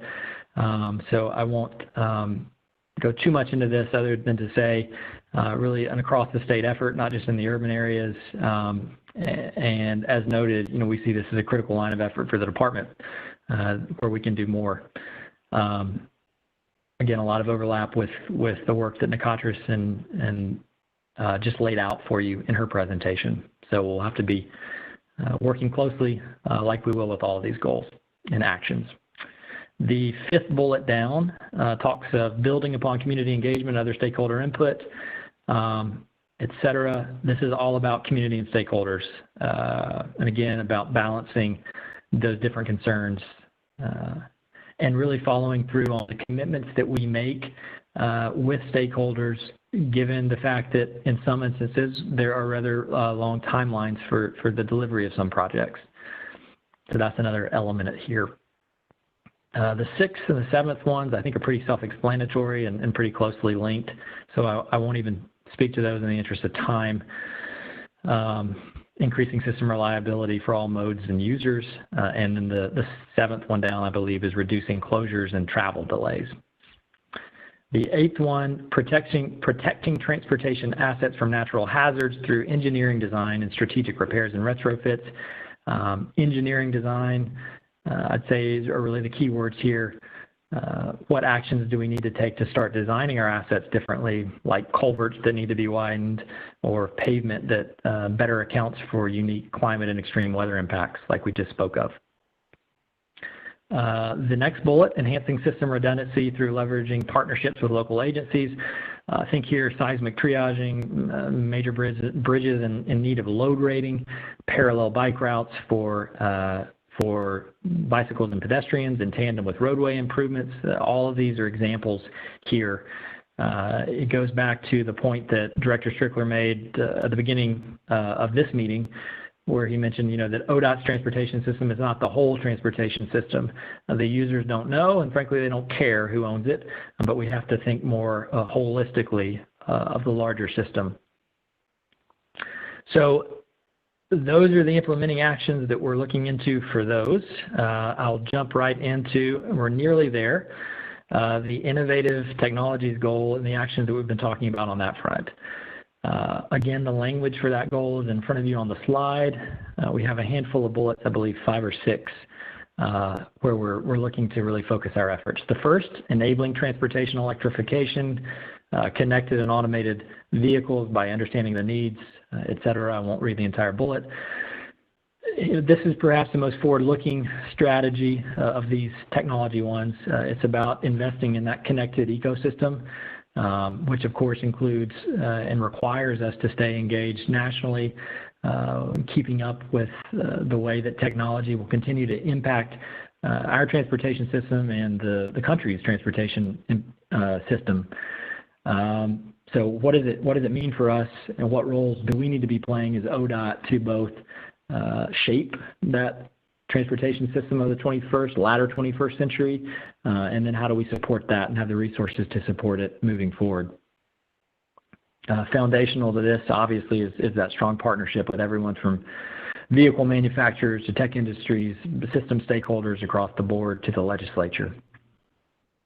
And that sub-bullet 1A, I'll call it, investing in technology that improves compliance and reliability. It's about continuing our investment in technologies that improve our ability to operate the system. So on the compliance front, as an example, would be improved electronic monitoring and tracking of freight, for instance, across our system. On the reliability front, an example could be improving our traffic signal controls technology, which, as I understand, in some cases are cutting-edge technology from the 1980s. So we have some room to grow and improve there. The next bullet, improving access to on-demand trip planning. This is really in reference to our ODOT Trip Check and Get There tools. If you're not familiar with these, they're tools that provide travelers road and weather conditions, travel times, and help commuters and employers shift business practices and work habits around commuting. The really third bullet there is developing a workforce technology capability, et cetera. This is about recognizing the technologically sophisticated transportation system of the future, like I spoke about before, and really focusing on what are the skill sets that we need in our workforce as we look to operating that system of the future. We have tremendous amounts of expertise, Commissioner Callery, as you mentioned previously, in the department across the board. And I will just pause here to say, through this process, I've been perpetually noticing just how much expertise we have across this department. It's really deep, for sure. That said, there are new skill sets that, as this system of the latter 21st century comes online, we're going to need to really double down on and build out. And so this speaks to how do we do that work more intentionally. The sub-bullet here, using enterprise data architecture and to link across platforms. This strategy is really recognizes that data is an asset and improving awareness and accessibility of that data across the agency serves as well. One example is Commerce and Compliance Divisions implementing automated permit routing software. So connecting to data from our Transportation Operations Center, which lies in our Delivery and Operations Division, so outside of the Commerce and Compliance Division, but has a lot of software which tracks incidents, construction, et cetera. And all of this, having these tied into the commerce and compliance work, these two sets of data will enable both systems to be stronger. So really, it's leveraging and breaking down those silos across data silos as well. Let's see. The fourth bullet down, designing tools and processes that consider equity, disadvantage, and geographic balance when making technology investments. Again, this covers a lot of those lenses that we've talked about before. Really, this bullet and the next one, which is improving our capacity to measure and use data to inform decision-making processes and achievement of performance outcomes. These are closely linked. They're about operationalizing an enterprise data architecture approach, which just means aligning our IT programs and initiatives, some of which we develop in-house and some of which come as requirements for the entirety of the state enterprise, but aligning these with all of ODOT's business lines and strategies. These strategies and bullets really speak to forecasting the right questions we need to ask to be able to answer, and then incorporating these answers and info into our design and functionality of our IT system, our data architecture. An example here could be tolling.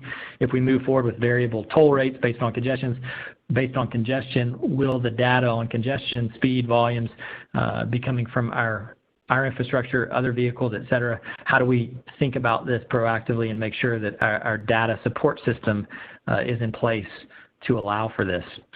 That's the general kind of concept there for those last two. So I don't know how long it took, but I'm pretty sure it's more than 30 minutes that I was allotted. I apologize for that.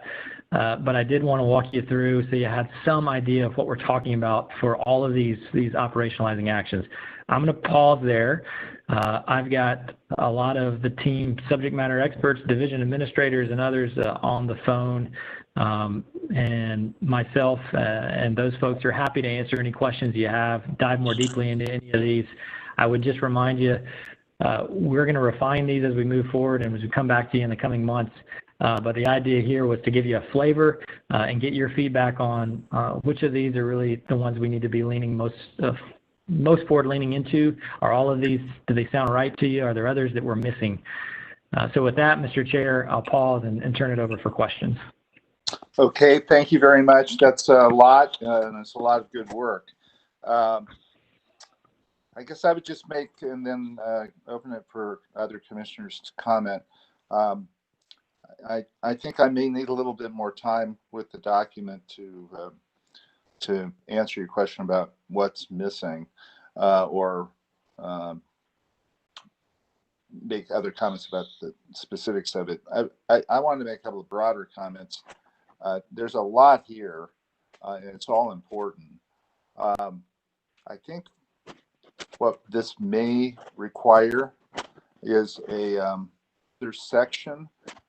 Well, the two things that, let me start by saying the two things that I think about when I look at this are prioritization and specificity and time frame. And what I think may need to happen is just, this is just my own personal reaction to it, is under each of these that you've just walked through. So for example, multimodal funding goal.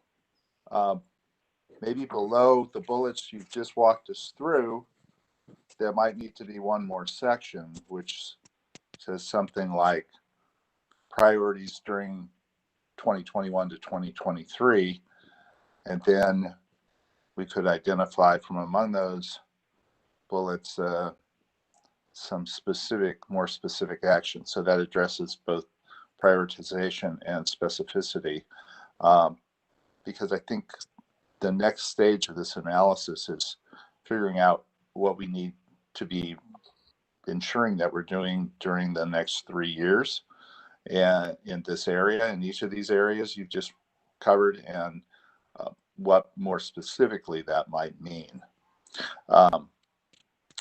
And so that's my own personal initial reaction, is there's a lot here, but I think we're going to have to do some kind of prioritization and specificity process to get to the more specific actions that would occur during the planning horizon and under what time frame, and prioritize those. I think it's easier to do that in a separate section than it is within the bullets, because I think you get sub bullets and sub bullets and it would get confusing. I think it might be easier to do it just as an additional section. But we can't do all of this and complete all this obviously in 3 years. Much of this would be ongoing in the agency indefinitely. But I do think we need to narrow in on, to the extent we know, what we really need to make sure we're doing in the next 3 years, and not only in the next 3 years because we need to get it done in the next 3 years, but next 3 years it's a building block to what we need to do in the subsequent 3 years, so that we're really building. A lot of these things I think we're going to find that we can't complete in 3 years. In fact, probably most of them, but we need to take steps in the next 3 years that then we can build upon in the subsequent time periods. So my headline here is prioritization and specificity, and figuring out how to do that so that we don't just beg the question, well, so what's that mean particularly? So those are my comments. I don't have specific comments. Other members of the commission? This is Commissioner Callery. Just a couple of brief comments. when you look at innovation technology, I think one of the things, your very first bullet talks about electrification. However, I don't want to see us overlook the fact that the heavy trucking industry is looking at hydrogen fuel cell technology also, and I don't want to see that left by the wayside. The other one that is critical to, I think, freight mobility is the fact that more and more trucks are jamming up our rest areas because we don't have truck rest areas. I know that's a tough one to tackle, but it becomes a safety issue, it becomes a congestion issue, and somewhere in there we need to start planning for how do we accommodate both hours of service in the trucking industry and the need for these trucks. If we don't want them running their cooling systems while they're setting and resting, then we need to have some kind of technology where they can plug that thing in and not run the cooling motors. Those are just a couple. There's probably others. I agree with Bob. Some of these are going to meld into others as we go forward, but it's an exhaustive list, but I think it's a good start to identifying all the issues that we have to deal with. Thank you. Thank you, Commissioner. Good comments. Other comments or questions?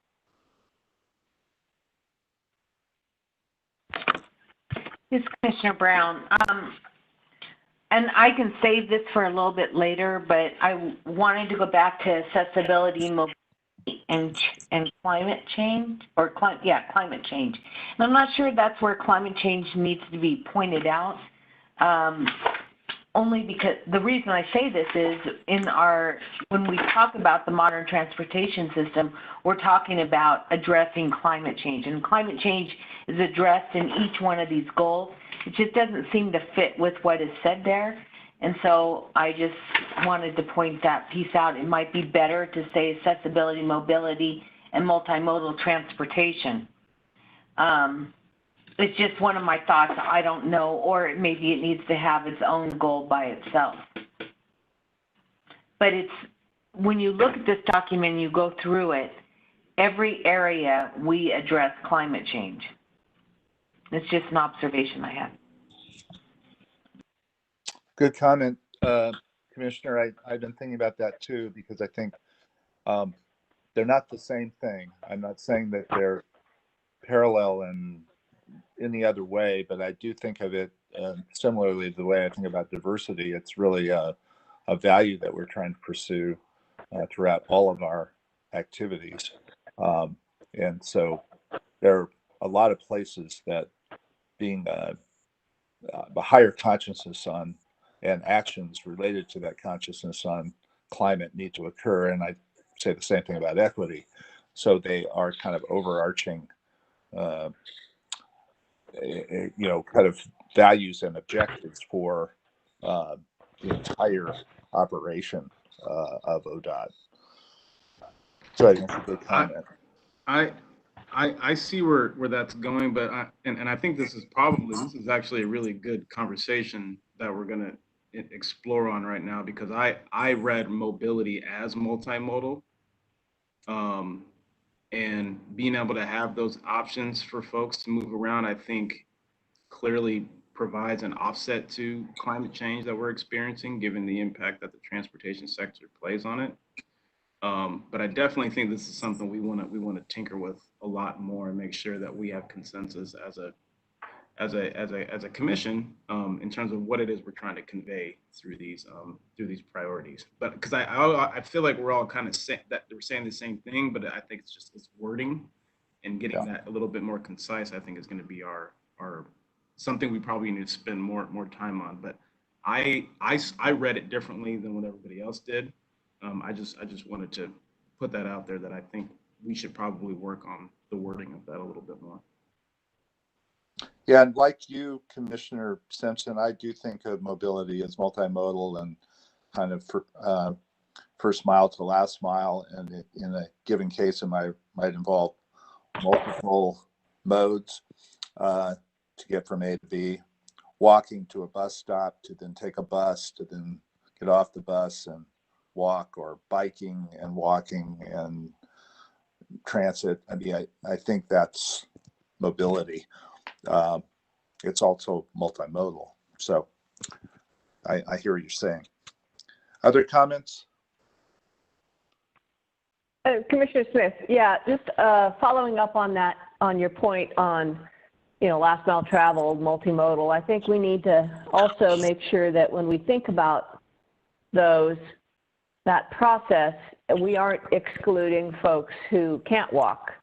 So we ought to include rolling or the ability for folks in a wheelchair to go the entire length of a trip in an accessible way. So maybe there's some wordsmithing we can do to incorporate something other than just walking and biking, because not everybody can do that. Yep, I completely agree. Yeah, and then I guess kind of on a bigger picture, I agree that there's a lot of words here, and some of us like to tinker with words, so it'll take me a while to play with that. But from a big perspective, it seems to me that these are all great actions. I can't say operationalizing, so I would say achieving the goal. That's just me. But if our purpose here is to create a strategic plan that the agency will implement and we will then monitor, it seems like there's too many. I'm just looking ahead down the road, so to speak, in 2 years and 3 years from now, what does the dashboard look like of how have we achieved this? And it seems it would be way too complicated to do metrics on this number. And so maybe I'm just throwing out ideas.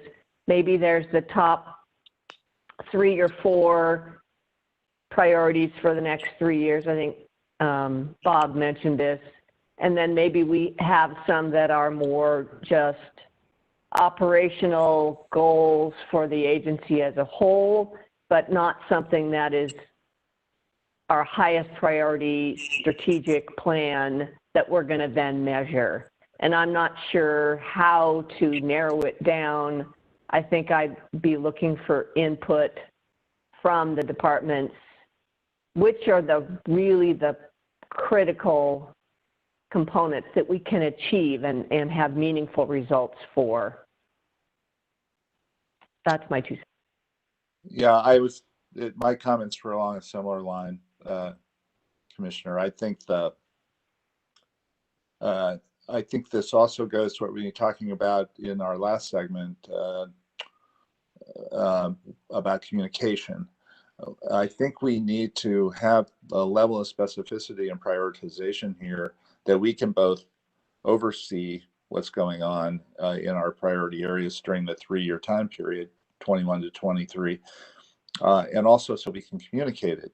And while all of this stuff there's I don't think anyone's saying this, to be clear, to Cooper and to all of the assistant directors and the director. I don't think so far, I have to go back through and really carefully look at this, but just from listening to the presentation, all the things I'm hearing are important, but I do think we've got to take it to another level. And that's why I think there ought to be, perhaps, as I was suggesting, and I'm open to other ideas, that there ought to be a shorter list. And I think that's what Commissioner Smith has just said, that we can assess over a 3-year period and really are our priorities. And that is the strategic part, is to try and figure out what among these things is actually strategic. Part of that is communicating strategies. Part of it is prioritizing. The main part of it is prioritizing, so that we have a lot of things to do here, but some things build on other things. And so that's the hardest work, is to try and figure out what's critical to do in the next planning horizon, and to make sure we're calling that out. So whether it's 3 or 4 or 5, it's for each category here. and in the case of Cooper's presentation, each subcategory, each goal has got 3 or 4 things, maybe 3, a pretty short list of high priorities. It's all important, but I agree. I think we've got to have another level of kind of be rigorous about figuring out what are the key things to do next. That doesn't mean that they're the only things we'll be doing, but it means they're the things we're really going to pay attention to at the commission level, given time constraints and given that a communication piece. I think is another important aspect of that, because we have to be able to have a document that we can actively communicate on going forward and focus the public's attention on what we're trying to do, and our stakeholders, governmental leaders, partners in government, so that they're clear on what are some of the key things we're trying to get done here. So good comments. Are there other comments? Commissioner Smith, just not a comment, more of a, maybe one way to get at that is for us all to read through these, think about it, and then prioritize the top 4 and see where we align. And I'd ask the department heads to do the same, so that we can maybe get a sense of, is there alignment on what are the top priorities? Just one option, one tool. Yeah, we should pursue something like that. I think that would be good. I think the first step in that is just for each of us to look at it and see how we might organize it, and then figure out how we share that in some effective way, and have some conversation around that. Okay, other questions for Cooper? Sorry. Mr. Chair, I was gonna, if you're okay with it, I'd like to jump in for just a moment. Yeah, sure. So one of the things, and I appreciate all of the comment. I think they're actually very well placed. In my earlier opening, I talked about the need to find ways to simplify, and so I think that that's going to be an important effort for us.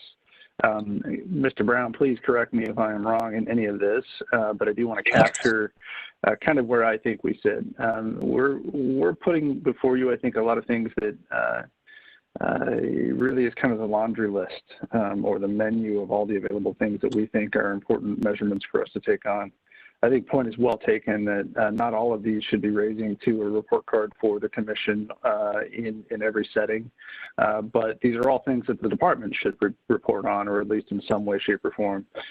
I'd also probably identify them as some of these are aspirational and will take much longer than the 2 to 3 year window.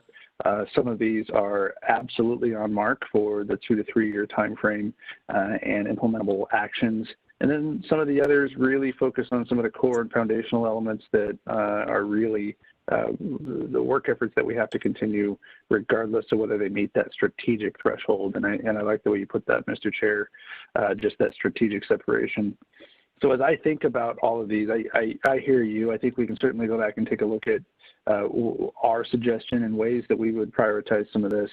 I think you've hit a point, which is certainly we want to make sure that we're driving into the priorities and goals discussion. The agency is going to have, for lack of a better description, many sub-goals and many sub-targets that we report on that are in the weeds, and we wouldn't want to occupy all of your time talking about them, but certainly want you to have assurance that they're there. Mr. Brown, am I off base, or would you say it a better? Mr. Director, I would not say you're off base, certainly not in this forum, but probably never. No, but honestly, you're not. And Mr. Chair and Commissioners, I would echo Director Strickler's comments. I think you're raising a lot of things that we wrestled with. And in fact, to the point about giving you the laundry list, especially in this priority area, there is so much here. There's so much that, as Director Strickler described it, that encompasses what we've done and historically thought of as kind of core activities. What are those new kind of additive components of the things that we see coming down the pike? that we need to be addressing, whether it be climate change, looking more at, mega projects, the like. There's so much here that we have to do.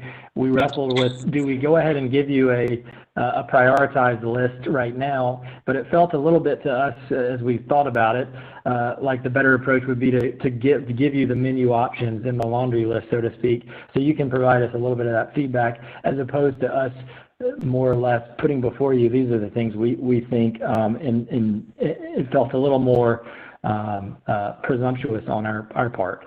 And so that was really the intent here, is to give you the longer list, recognizing that it is weedy and it's not going to, at the end of the day, be all inclusive, or all of these are not going to be included in that report card type model. So we're more than happy, and I think we're already envisioning the next steps being that refinement of those. What are those kind of 2 or 3 priorities within these? Let's work with you all, make sure those are identified, and the rest we'll continue to track and do. But to Director Strickler's point, probably not at the level that you guys need to be involved with, you commissioners, every day or through every meeting. I'll pause there because I know we're short for time, but I appreciate the comments. I think they're spot on. Thank you, commissioners, Mr. Chair. Thank you. And thank again, I don't want this to get lost in these comments.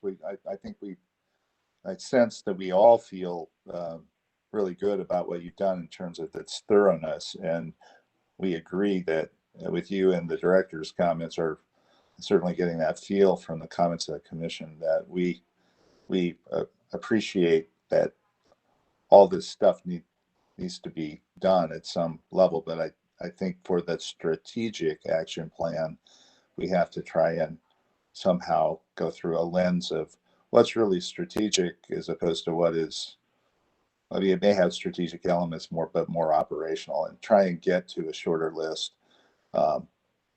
This is like any kind of editing. The toughest part is when you get a really good draft, but you still know it's too long. You have to start separating it out in some way. But this is certainly not a list I don't think any of us would want to lose, because there's a lot of good content here, and I'm sure you could have added more.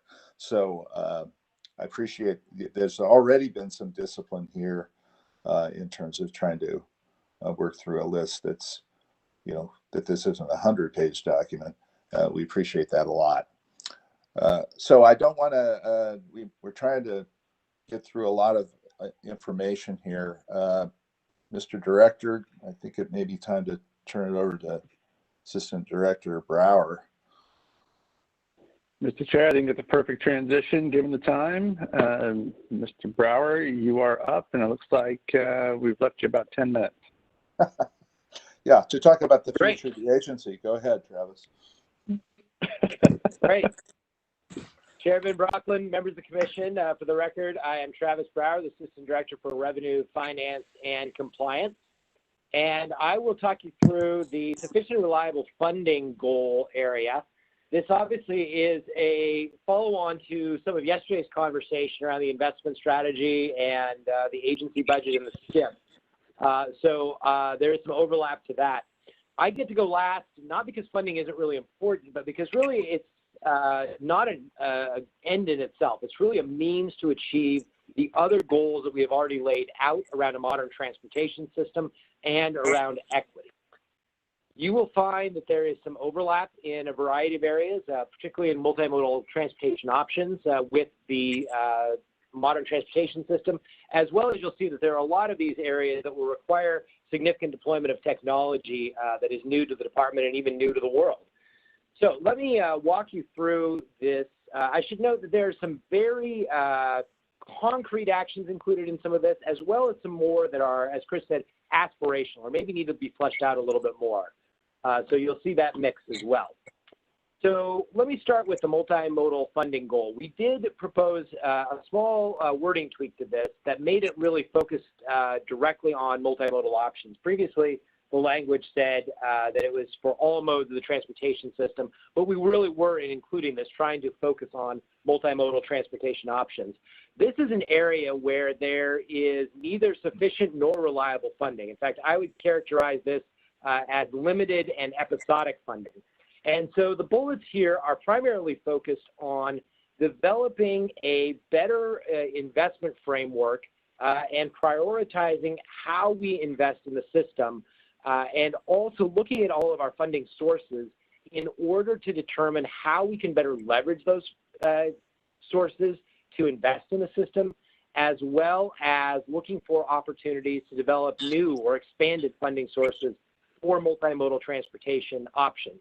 However, as you can imagine, it's important for us to get that investment strategy and prioritization in place to build the support for higher levels of investment in these multimodal transportation funding options. This is an area where we have a wide variety of funding sources, oftentimes very small, very fragmented, and very siloed. And so in many cases, we are asking for grant applications in a very specific area of the transportation system, and then another very specific area. And they're oftentimes very fragmented and siloed, as I noted. What we would like to do here to a significant extent is look at, instead of asking for the best projects to fit the funding, is there a way we can make the funding fit the best multimodal projects and projects that incorporate multiple types of transportation, whether that's, imagine a corridor where you're able to deploy electric buses in an area that suffers from high air pollution, as well as improve transit stops, add bike lanes and sidewalks, do all those things in a more integrated fashion. Today, that project would probably have to look at 5 to 10 different funding sources at the state, local, and federal level. Perhaps there's some way we can merge those all together in a way that would allow us to fund those high priority projects on these high priority corridors. So all of our work in this area really looks toward a future where our multimodal funding is more sufficient and reliable, and also less fragmented and siloed. The second goal here is around road usage charging. This is something we discussed a little bit yesterday and has been a key goal of the department for really about 15 to 20 years now. And we still remain leading the nation in this area. Our goal is to implement statewide road usage charging as a way to address the fact that squaring our climate goals with transportation funding is going to require us to move away from taxes on fossil fuels as the primary funding source. We have here a very concrete action plan of implementation actions over the next 5 years, including introducing manual reporting so that vehicles who can't use our technology today would be able to participate, and also address the concerns around privacy.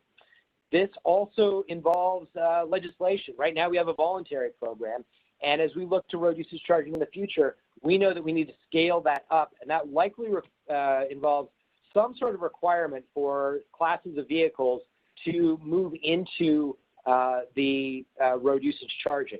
So the Road User Fee Task Force, on which both Commissioner Callery and Commissioner Brown serve, it has given us some direction to go start working on that legislative concept. We hope to unveil that with the group and start working through that this fall. We also know that one of the best ways to get people into this program would be allow them at the point of sale of buying a vehicle to just be able to sign one more piece of paper, and instead, particularly for those high efficiency vehicles that have the extra increment of registration fee, to be able to opt into the program immediately and not have to pay those higher registration fees, as that's a pretty significant incentive for folks to be able to join road usage charging versus paying a lot of money out of pocket right up front. We also know that we're going to need to continue working on public outreach and evaluation of public acceptance. We've been seeing the numbers over time tick upward, where there's greater understanding and support for road usage charging, but it's going to take continued work in that regard. One of the most exciting elements of all this, and probably the most necessary, is looking at the opportunities that connected vehicles provide.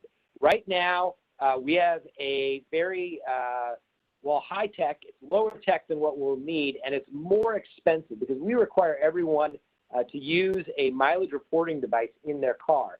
In the future, we need to leverage the new systems where vehicles will talk to the road and the road will talk to the vehicles to be able to get some of that data on mileage directly from the vehicles and go into our system so that we don't have to have some of the older technology in place. We'll be able to download that directly from the vehicle, send people a bill, or even have them pay a bill through a third-party provider. So we just last week found out that we received a $5 million grant from the Federal Highway Administration to begin partnering with the public or private sector on a connected vehicle ecosystem development. So that's going to be a very exciting opportunity to use that. This is a project that the Commission enrolled in the Innovative Partnerships Program that allows us some flexibility to work with the private sector as well. So moving along to the third goal of establishing a tolling program, you heard a lot about this from Lucinda Broussard yesterday. And the implementation actions that are listed here are really aligned with Lucinda's schedule that she laid out yesterday of getting a back office and roadside vendor RFP out on the street, of getting the NEPA process done for both I-5 and I-205 in the next several years, and then implementing tolling. One of the other pieces of this, much like road usage charging, we know that we are going to have to get our statutory language cleaned up a bit in the 2021 legislative session to ensure that we have the right statutory framework allowing us to implement tolling effectively, and particularly to ensure that we have the statutory authority to enforce tolls so that we're not seeing massive leakage as people just simply decline to pay the tolls to which they're obligated to pay. So this, again, is a very concrete set of actions, implementing actions that have been put forward as part of our overall tolling work. The last area is the department's, or next to last area, sorry, is the department's fiscal health. This really follows from the budgetary discussion that we had yesterday, where we have a $720 million budget gap through 2027. We are in the process, as you heard, of developing a fiscal strategy to close that budget gap. So that's really the first bullet point. Then we need to make sure that we have the tools and management practices in place to monitor that and track against that goal so that we're in alignment with that fiscal strategy. We know we're going to need to be streamlining the agency to create efficiencies that reduce costs, downsizing in some areas, automating work that is done manually today. We also know that there are areas of the agency where we have fees that don't cover our costs. We need to be continuing the work to conduct those fee studies as the DMV has done, and then find ways to try to ensure that fees can cover our full costs. And for the conversation around tolling or road usage charging, we need to identify the new revenue streams that would be able to ensure we can bring revenues into alignment with expenditures. Today, that's RUC and tolling, but we need to be keeping our eyes open to the future to what those revenue sources may be going forward. The last goal is one that we also proposed a little bit of a language change. You may recall we had sort of squished together two goals, one around intergovernmental funding, one around public-private partnership funding, and so we suggested changing the wording here to partner funding and the introduction statement to incorporate all those types of partnerships that we might have. You see here that there is a number of areas that we could focus on, and we appreciate your input. We talk about the joint state and local projects where we're able to work with local governments to leverage state and local funding together into a better solution. We also talked about developing some sort of broadband deployment plan. That was something that Commissioner Smith had brought up. You saw on US 97, we were able to take an opportunity and capitalize into developing broadband along that corridor. But we want to look at, is there a better, more strategic approach we can take that targets some of those things across the system and then looks at how we might be able to use our tools, whether funding or public-private partnerships, to leverage those investments by the private sector. We also want to look at, are there ways we can partner with the private sector, whether railroads or truck parking providers? To Commissioner Callery's point, we know that there isn't enough truck parking in some areas, and so there may be opportunities for public-private partnerships where we bring our funding or other opportunities forward to help catalyze investment by the private sector. That last bullet is really around public-private partnerships that can be, there's a variety of complexions that these can take, different forms that leverage either funding from the private sector, or in many cases, it's even just more efficient ways of doing business. So we have our Innovative Partnerships tool that operates out of the Office of Innovation. We've used that for things like the US 97 broadband project with Facebook. We've used that also with the LED project. We're replacing obsolete light fixtures in Portland area with LED fixtures that are longer lasting, so they have reduced maintenance costs, also save a lot of money on energy. So it's good for climate, good for our bottom line on our pocketbook as well, able to leverage a public-private partnership to do that and capitalize on that. There are other opportunities out there as well that we just need to keep our eyes open for and develop those partnership opportunities. So with that, I will stand down and be happy to answer any questions you might have.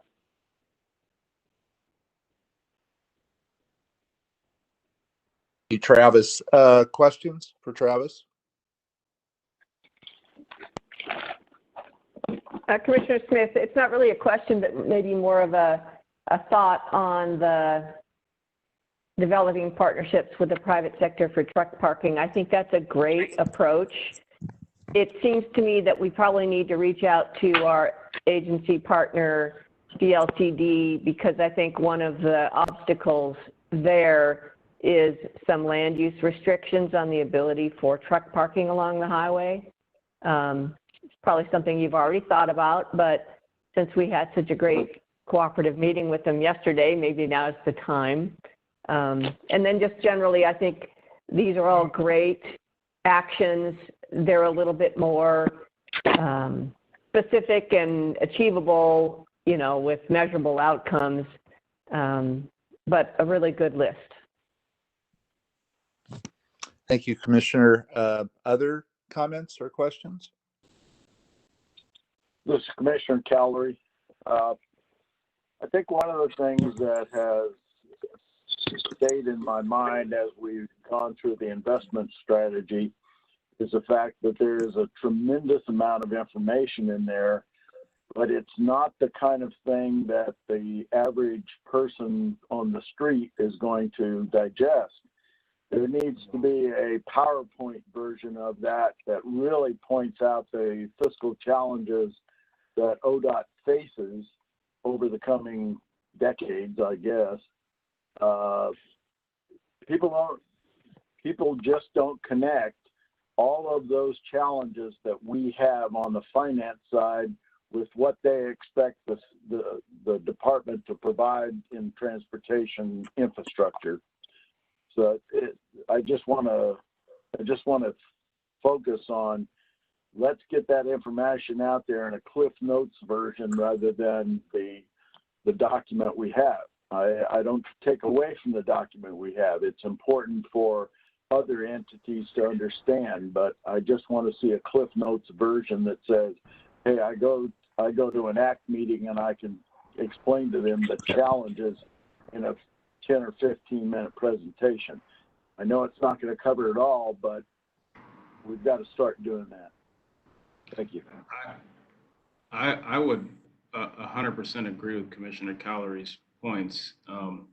In fact, it's not really a question because I think this is all good. And I think clearly we learned a lot about this yesterday, Travis, so we don't want to hold you on the stand for too long. But I really believe that the number one piece that we have to focus on is, I mean, the department or any public agency in this day and age's greatest proposition to the public is trust. And as we work towards rebuilding and restoring trust into the public, these conversations being kind of broken down a little bit more concise, to Commissioner Calery's point, is going to be so much more impactful as we're trying to convey to the public how this all kind of ties together overall. One of the main things I wanted to jump on and support not only Commissioner Calery's points around partnering with the private sector, but also Commissioner Smith's is the rail industry.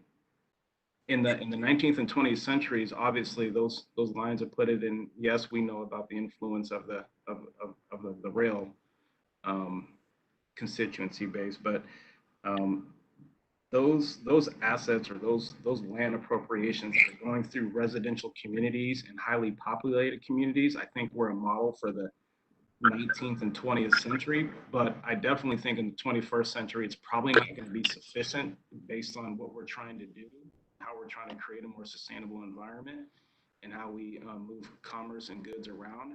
obviously the rail system is super important and pretty efficient, but I think it's going to require a lot more investment of time of figuring out how we can work with the rail companies to maybe create more tunnels or do things and divert lines in other areas so it doesn't create that risk and the comfortability that the community is very vocal about, especially under the premise that we're not completely transitioned off of fossil fuel infrastructure in terms of energy.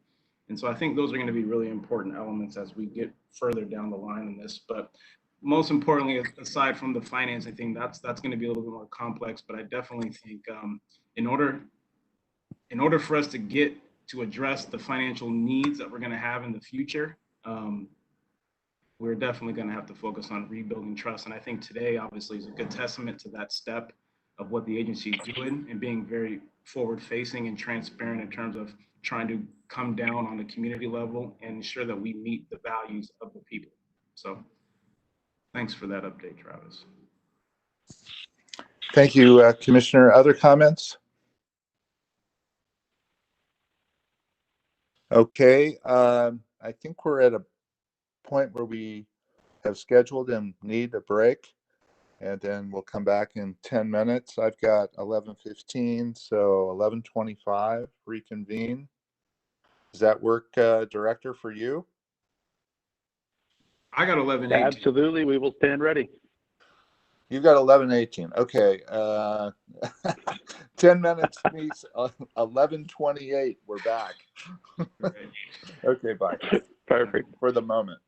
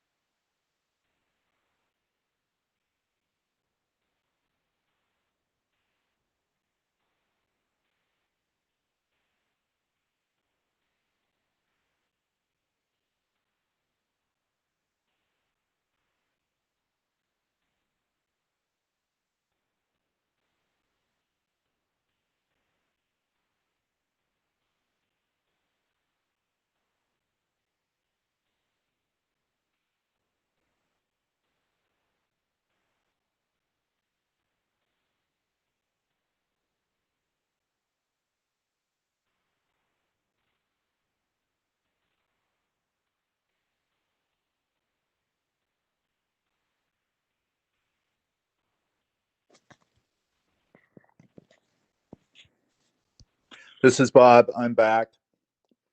Are other commissioners back?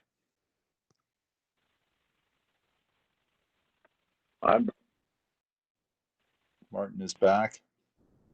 Julie's here. Hi, Julie. Sharon?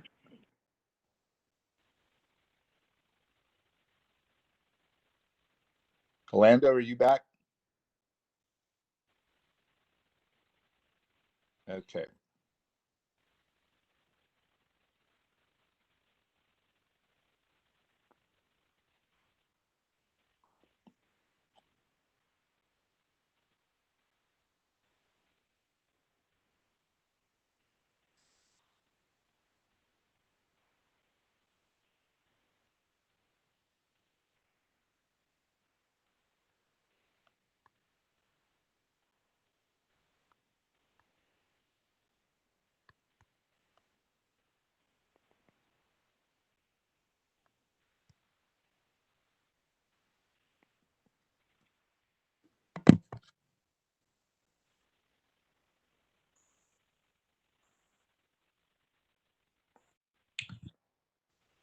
Orlando, are you back?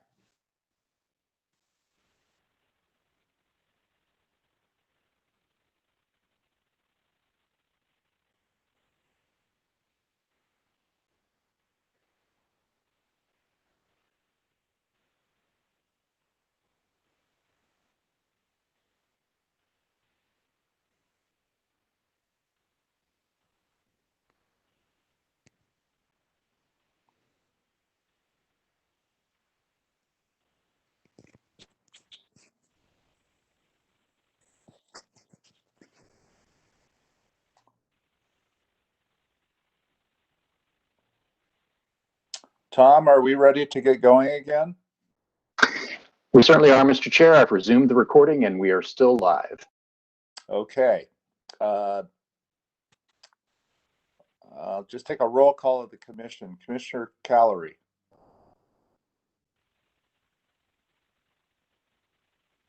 Are you on?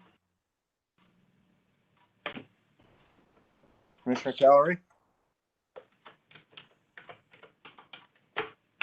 Okay, I can see Julie is on. Orlando? I'm here. Okay. Martin's here. Orlando's here. Orlando's here. Sharon? I'm here. Great. Okay, we're gonna go into our next subject, which is a decision, I hope, on the goals and priorities of the strategic plan. This is a document we've been working on for a while, and we've got it up on the screen in the red line version. So I want to make sure we're doing two things here. One is that we're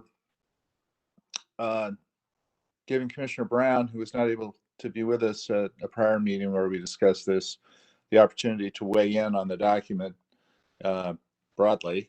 And the second is to answer any questions and see if we can get to a finality on this. Now, finality doesn't mean we could never change something, but that we for the most part, let go of it unless we subsequently just see something. We just have to make a case for changing. So I'd like to get to a point in the next hour where we're approving this.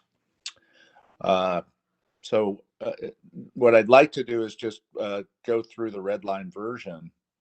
The change that is made at the very top of the page is this was a July 8th version, which I think is the latest version of this. So it was changing the date at the top, and then I changed the name because the name strategic plan, the name we were using was confusing in the context of all of our other planning documents. So I added the word action, which is what I hope this is. So so we would change the name from strategic plan to strategic action plan. So is there any objection to calling it strategic action plan? Okay, and then the planning horizon was originally 2020 to 2022. We're really not going to be able to get very far in this in 2020 because we'll be into the fall by the time we approve it. So I suggest we change the date, the 3 years to 2021 to 2023. That's also at the heading. Any concern about that? So we have a 3-year implementation period for this. Okay, so let's go to the equity. We put this in landscape form, as I think several people suggested, and I think it was a good idea. So we'll start with equity, and we rewrote, we being Chris and Nikatris, and there may have been a couple other people involved. So I would take comments on the equity section. First, the priority, which was rewritten, and then we added goal 4. And I guess I'm going to start each of these sections with calling on Julie, because Commissioner Brown is the member that's had the least amount of opportunity to weigh in. So, Commissioner Brown? I am fine with the changes. I've been kind of following along, even though I didn't participate with the meeting, and I like the improvement, so I'm fine with it. Okay, thank you. So I'll open it up to the balance of the commission. Orlando is involved in the meetings as well. That's who I was forgetting to mention. That took us here. Yeah, I want to first thank Commissioner Smith for asking that we do the horizontal as opposed to the vertical list of priorities. I believe she was the one who put that out there. Yeah, we had it originally in this form, Commissioner, a while back, and then they got changed to the vertical, and I think you're right, Commissioner Smith suggested we change back, and we did. I mean, the early version, I don't know if the commission even saw the very earliest version where it was in landscape, but I think definitely this is the way to present it. And I'm fine with it not fitting neatly on people's desks like every other thing. I don't think it's intended to sit on a shelf anyway. So yeah, I think it's a good way to present it. So are there comments on the substance on equity? Yeah, I just wanted to make sure that I got this on the record, that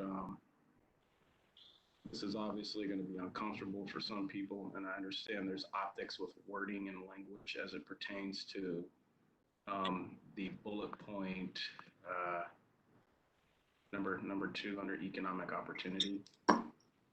I received an email last night from Nikatris after my request for more disaggregated data related to the DBE program.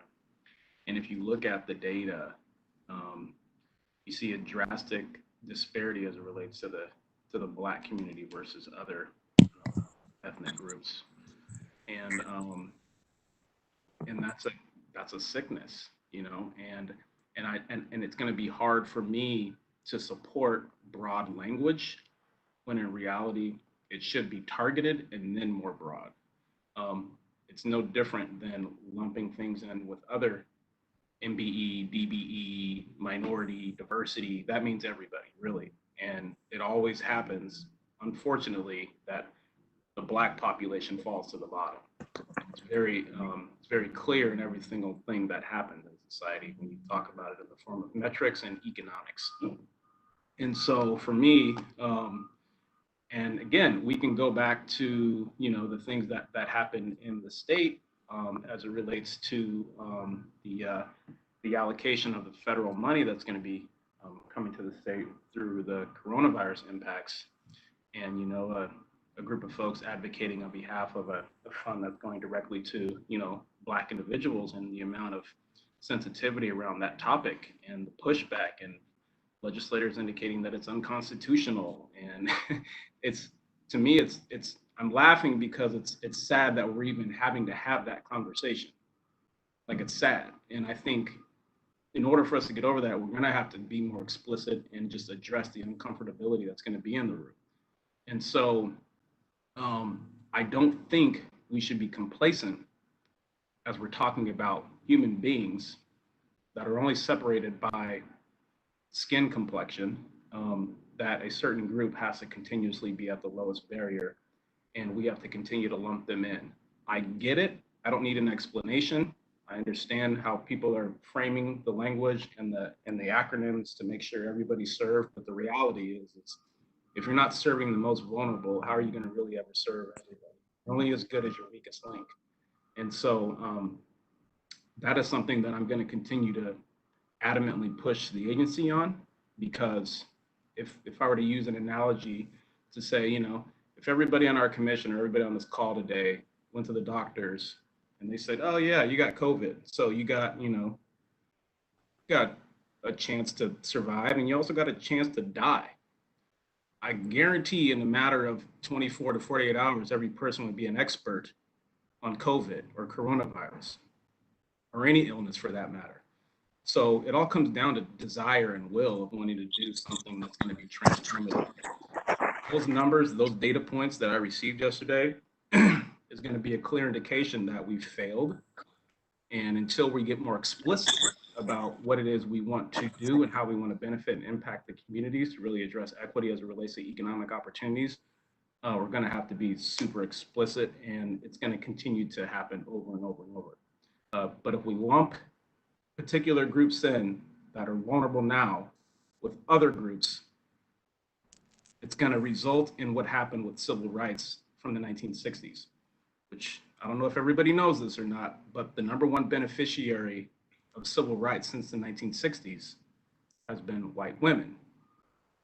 And so as we start looking at that and figuring out who's winning and who's losing and what is the intent of these programs, I think we really should look ourselves in the mirror and figure out who it is we want to support first, that's most vulnerable, and then go down the line from there. And unless we do that, we're going to continue to see data that's going to be leaning away from those that are most vulnerable historically and that are most vulnerable today. Well, thank you for those comments. I understand what you're saying. And I do think we often are inclusionary when we have make these kind of descriptions that but don't prioritize within the inclusionary category. So I think that's a challenge. So as we get into more detailed elements around data, I would like to see some very aggressive targets and goals. And quite frankly, I would like to know what is our aspiration in 30 days from now. And that's really a request of Director Strickler. If we're at where we're at right now, I want to know from the agency, what does success look like? And success meaning, what does equity look like? Let's just start there. And then we can figure out how we move forward. But until we address those discrepancies, we're not really ever going to truly be, I think, the agency that is embracing equity in the way in which it really wants to. So does that mean for you, Commissioner, that you would want to change any of the language at the priority or goal level, or is it more at the implementation level, or all of the above? I would say not on this form, because we've already worked through this. I just wanted to put that on the record that I would like to see something from the agency in terms of based on, let's just start with DBE since that's the simple metric, and from economic opportunities, that's where ODOT kind of dives in and really can be held accountable essentially from the feds and from our local constituencies. I just want to know, what is our internal goal? What do we think is fair? Okay. That's where I think we should have that discussion. I agree. I think we should know what we're talking about. In fact, not to hijack your point, because I think your point's a really good one. But I think that's the challenge with this entire document, is to provide enough specificity and clarity that people can read it and really know what we're trying to do. And we had a very different conversation, but it was in the last segment, but it was still along the lines of being able to prioritize and speak in as clear terms as we can about what we're trying to get done. I think you're saying that now on this. And I agree with that. I think transparency is important, and clarity enough that people can read something we produce and know where we're going, because this is a directional document. Okay, other comments on this section? Commissioner Smith, yeah. Just briefly, I agree with you, Orlando, that the devil is in the details when we look at the economic advantages, and when we look at how do we measure the metric of, is the Black community just not represented adequately in our criteria, in our numbers? Unless you disaggregate it, we won't ever know that. So I think it's important that we do, and we look at those targets, because I think you're right in that, and I haven't seen the data, but my guess is that the data probably shows that a lot of women-owned businesses are a high percentage of that target. And it's probably because it's there's an easier way to make a company be women, minority.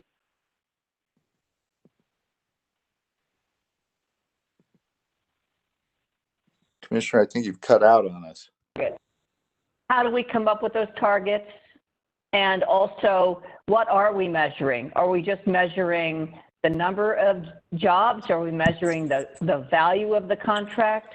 And so I think we need to, as we go forward, take a hard look at what is that metric.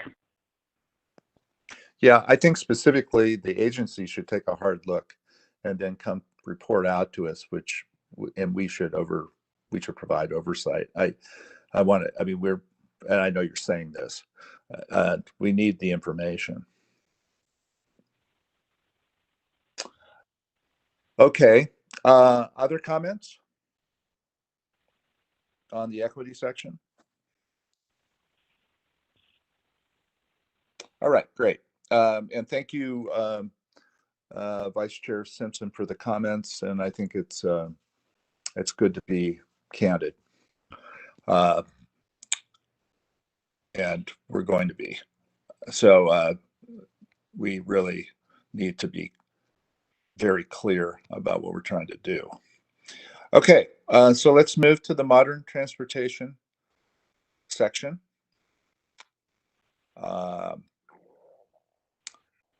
Here, I think at Commissioner Callery's suggestion, we added the word multimodal in the priority statement. Really, the only other change is the heading. And I added the name of the section rather than just saying goals, because I don't want to lose clarity on what we're talking about.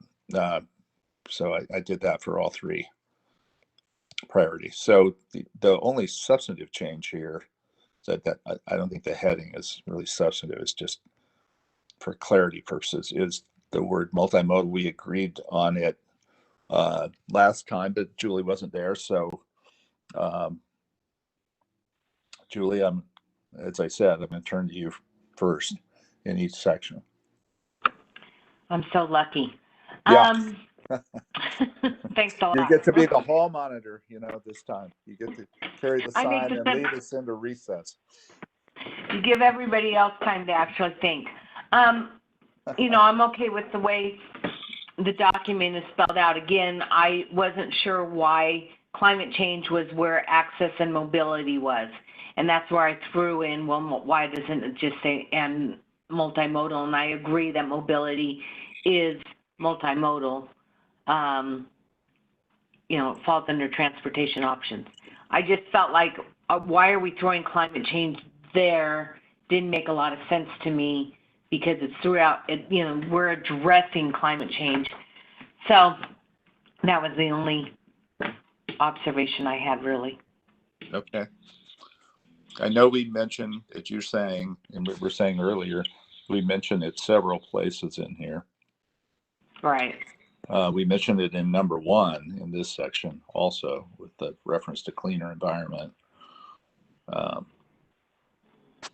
It's just I see where we, in the first section under equity, we have climate equity, and I guess the piece wasn't really sure why it was lumped in with access and mobility and why we didn't have a goal of just climate change if we were going to do something like that. But that would lead us down to having additional goals, which I'm not sure we want to do that. And I guess the other piece of it is, as we're waiting for the greenhouse gas emissions and the governor's direction that she's given us, I'm sure that this document will probably be changed.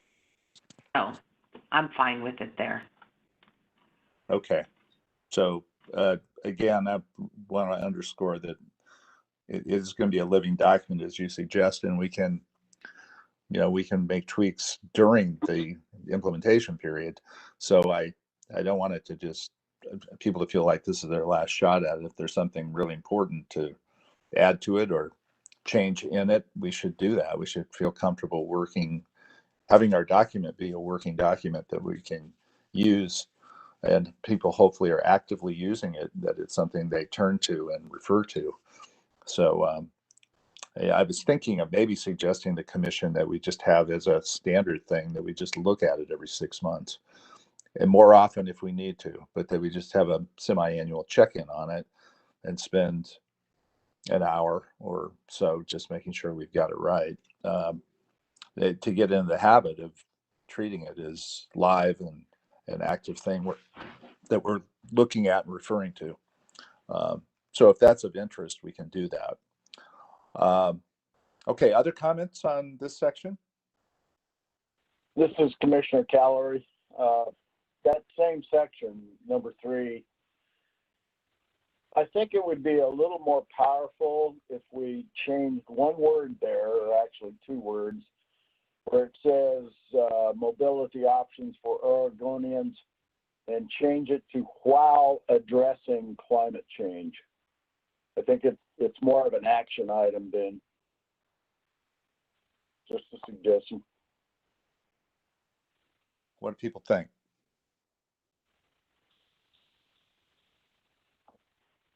This is number 3. So we would replace and address with while addressing.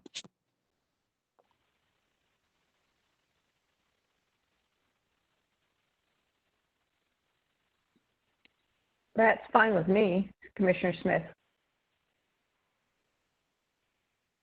I'm fine with it as well. Commissioner Brown?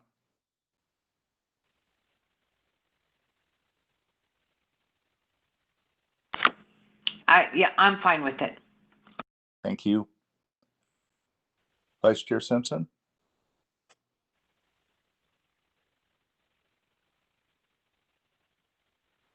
Sorry, I was thumbing up, so I realized that we got closed caption. Okay. So yes, I'm good. Okay, well then let's make that change. Thank you, Commissioner Calorie. Chris, will you act as our keeper of the notes on this? You bet, Mr. Chair. Happy to do so. So that change is in modern transportation. Thank you. That change is in modern transportation system goals number 3, deleting and address and adding in its place while addressing. Okay, are there other comments on this section?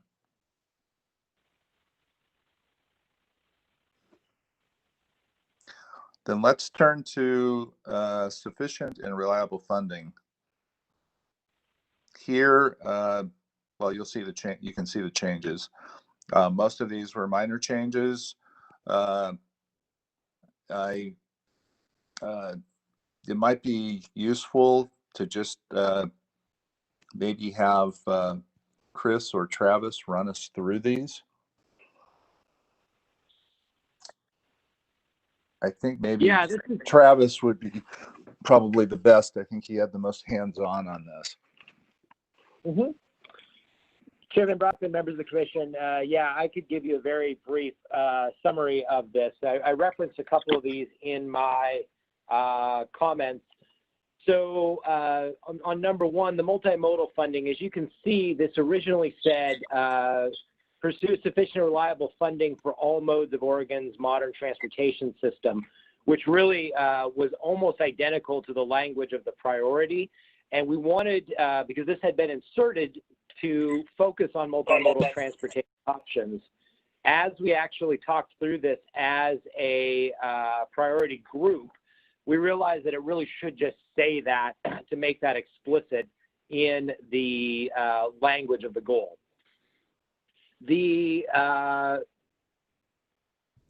one I would call out on number 4 was just to be very explicit that the fiscal health issue that we have, that we talked about yesterday, relates specifically to our operational budget, not to our transportation and programs budget, as that is a key distinction, and we want to make it clear and focused and just continuously focus on that operational side of the agency.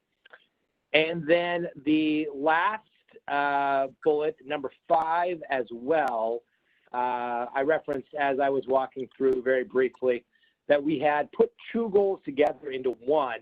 And so the title of intergovernmental funding needed to be changed a little bit and focus more on partnerships with other government entities, system users, and the private sector. So we modified that in order to ensure that that made sense.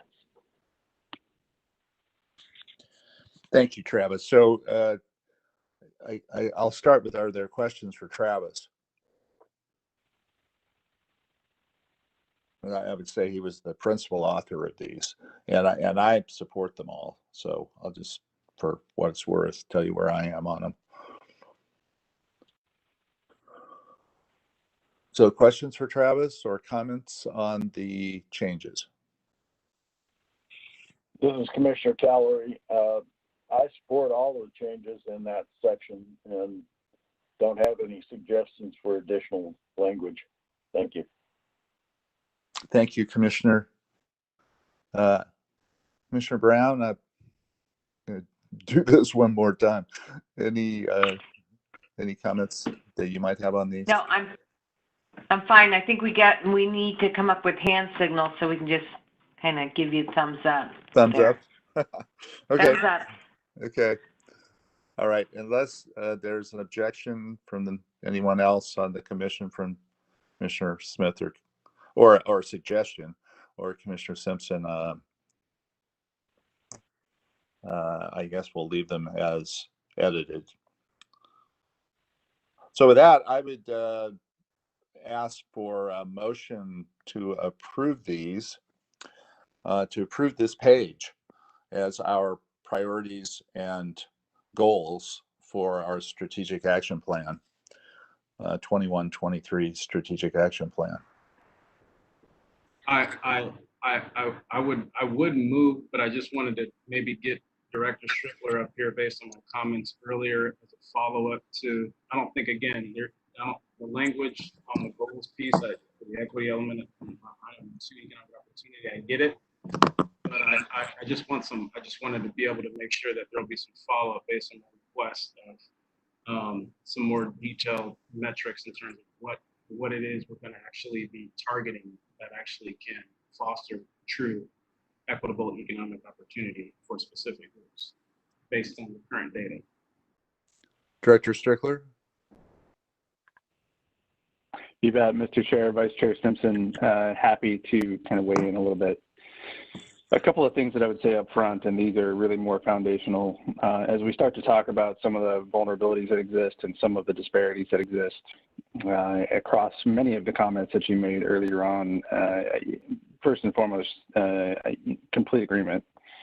And part of evaluating next steps and what we can do, and I I'm paying close attention to your 30-day metric as opposed to a 3-year metric, right? And I understand that. We have to start a conversation that really does evaluate how we talk about the needs across the system. You made a very specific statement that I completely believe in, which is our first and best foot forward in this is to recognize what the disparities are within our contracting mechanisms, and we're working on some of that. I think if you see at least some of the background work that we've done so far, that'll start to tell the 30-day story, but we have more work to do, and I'll own that up front. But some of the background really is in the most recent refresh of our disparity study.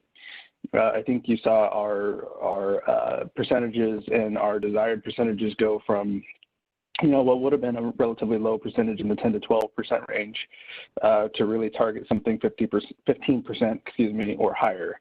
And we're really trying to select those percentages and get to those percentages based on the data as you described. So we have to start the dialogue and we have to have the conversation intentionally. That's the first step. We have to then use the real data in order to get there, because I think you're right, the data is absolutely compelling and it tells the story. And then we have to intentionally do something about it and set those targets and have conversations with the community of available workforce and those that really have not come to the table yet.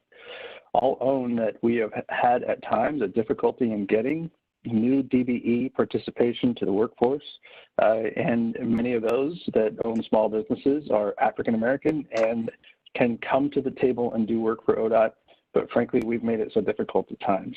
And that's not a testament or a negative statement, pejorative statement to civil rights office or any of that within ODOT. It is just that we are cumbersome to work for at times. So we've got to find ways to break down those barriers. And part of breaking down those barriers is to have an intentional conversation with those business owners that can do the work, but have chosen not to because it's easier to work for others. That's really what our next steps are as we start to have a dialogue about how we can attack what disparities currently exist within the contracting world. The other thing that I would say is 30 days is the right metric. And while I'll come back in 30 days and we'll have more to talk about, it will be every statement over the next couple of years will be, and there's more work to do. And you know that. But it's a conversation that we have to be intentional about, and we have to continue to say out loud because we do need tangible results. And for me as a director or us as an agency to put a plan in place that says it's going to get results in 5 to 7 years, that's just not good enough. And we recognize that, and I recognize that. 30 days is the right metric, and the tangible outcomes for 30 days, I will tell you, will stress us and will be difficult, and we'll continue to push for them, and you'll hear me continue to say, this is what we were able to accomplish, and this is the work that we have left to do. But I do think that that keeps the pressure on what our capabilities are as an agency. The other thing that I would say is, and this is a little bit of an aside, but I want to put it out there for the commission, and that is, we've welcomed a lot of new faces into the agency, and I think that really helps bring a more diverse opinion and a more diverse dialogue into the conversation.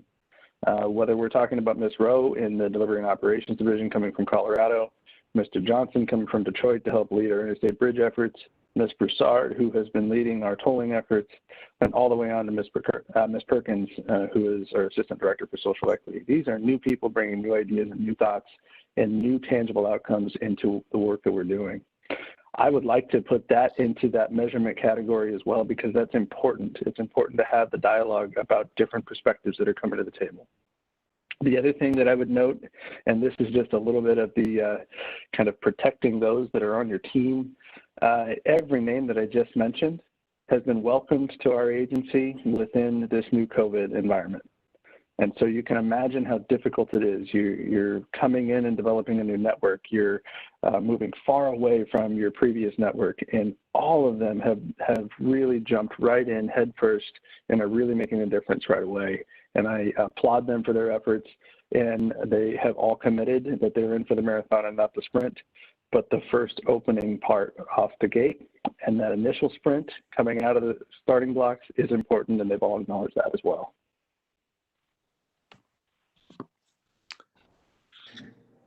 Thank Thanks for that update, Director.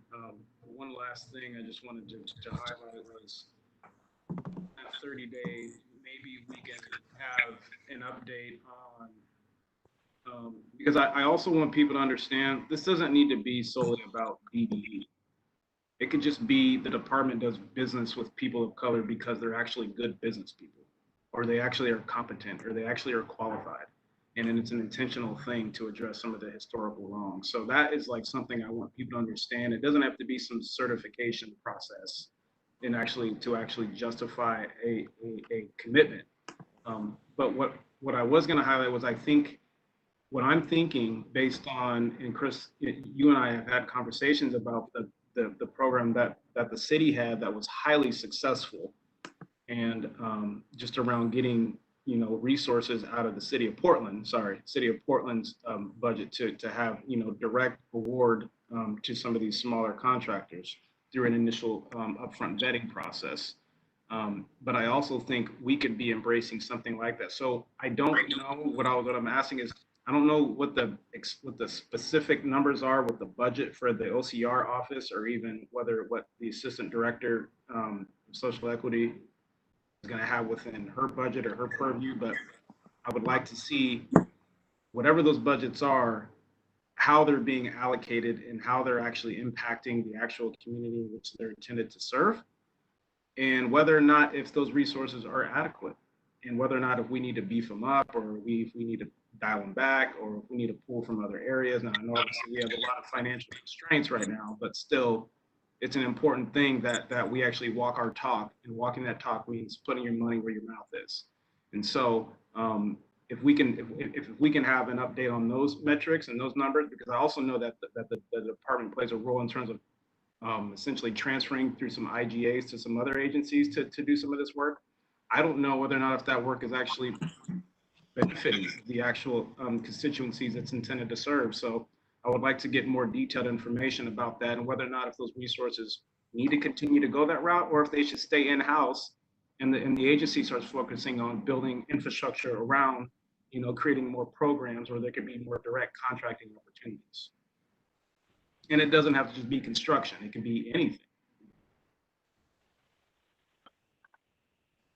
Yeah, Vice Chair Simpson, great point. And I do think what I'm hearing in those comments are in that 30-day window, let's get a handle on the data. What's the reality of the situation that we're dealing with? And that's both the financial resources and the decisions we've made in the past, as well as what the availability is. So I think that's right. We can certainly come back with that data, because I think that's where we need to start. And to your point also, quite candidly, my universal response when we ask whether or not there's adequate resources for this work and the work of the agency across the board, my universal response will be no. And so we need to be intentional about that as well. And we're starting with the resources, and the resources being the people, because I think the human aspect is where all decision making starts. And then we're going to move to the resources that are more financial. All right. Thank you for that colloquy, and that was helpful for all of us to hear. And we look forward to hearing more in the coming meetings, beginning in August. So with that, if we're ready, I would entertain a motion to approve the priorities and goals.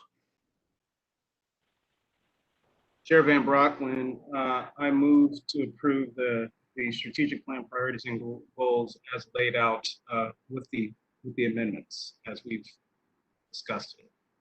Thank you, Mr. Vice Chair. Is there a second? Commissioner Smith, I second. Okay, Commissioner Smith seconds. Is there further discussion on the document?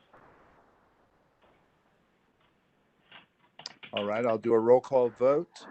Vice Chair Simpson? Aye. Commissioner Smith? Aye. Commissioner Callery? Aye. Commissioner Brown? Aye. Chair votes aye. Thank you very much. I think that's a important step forward, and appreciate all the work that has been done by the agency on this, and all of the work that has been done by the commission. and look forward to the next step, which is in addition to the request we now have pending that Commissioner or that Vice Chair Simpson just articulated, to also have further input on the information we received on implementation. And let me just have a couple of days to talk with commission members individually about how we'd like to do that. And then I'll get a short communication at the beginning of next week on what we'd like to do. Okay, our last item today is on communications. And I think we have Assistant Director.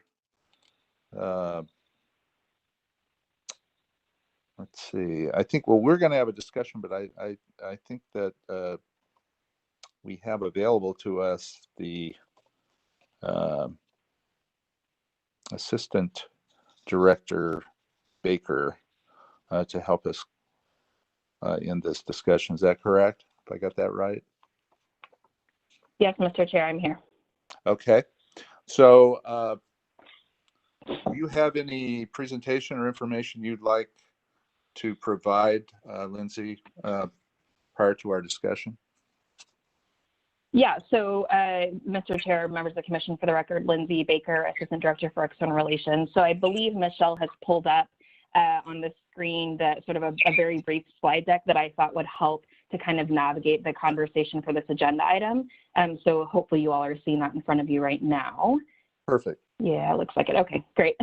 So I will just, I'll keep my remarks pretty brief because I do believe, Mr. Chair, that you all wanted to use this as time really to have a discussion among the commission itself.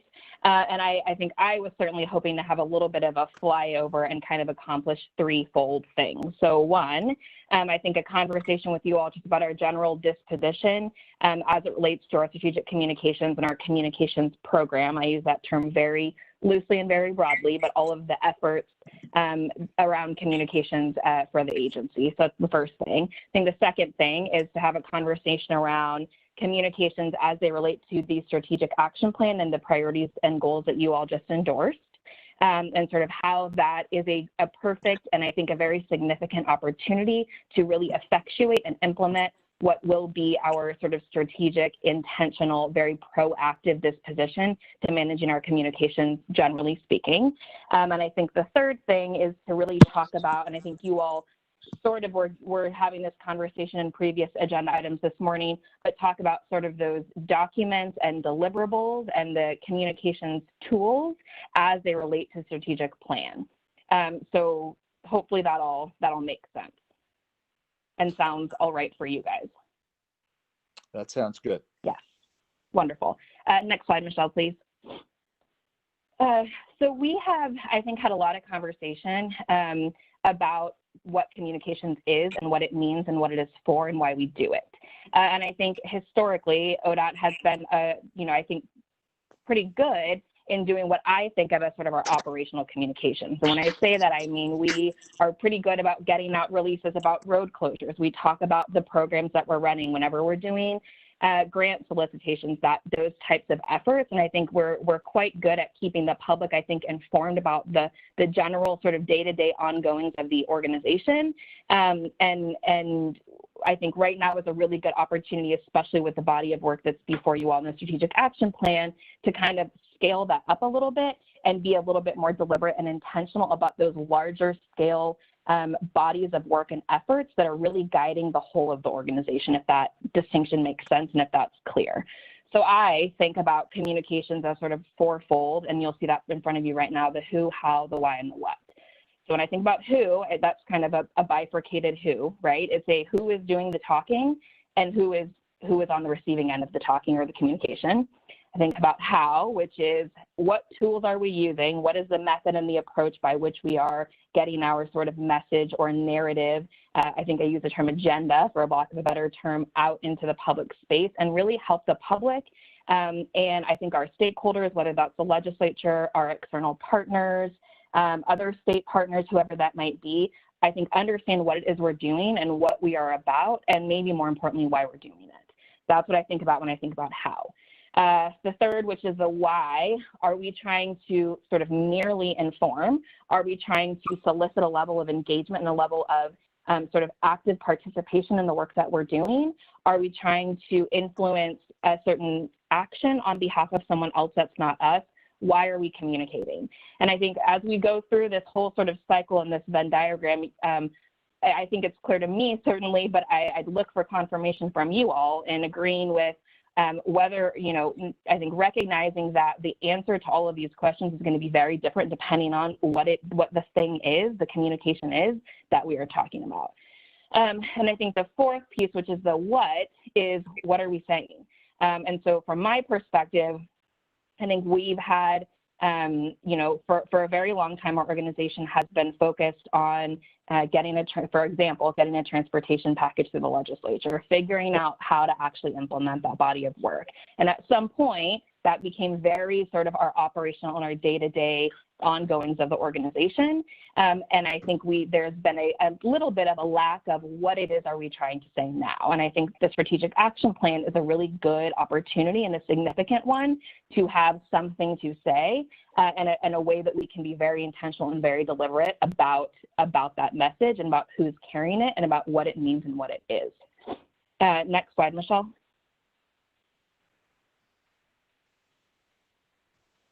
So here's a little sort of visual diagram, and this was helpful just because I think I'm personally a visual learner, but hopefully helpful for you all as well to sort of see how I think we can sort of scale up our strategic communications and what those discrete components actually mean.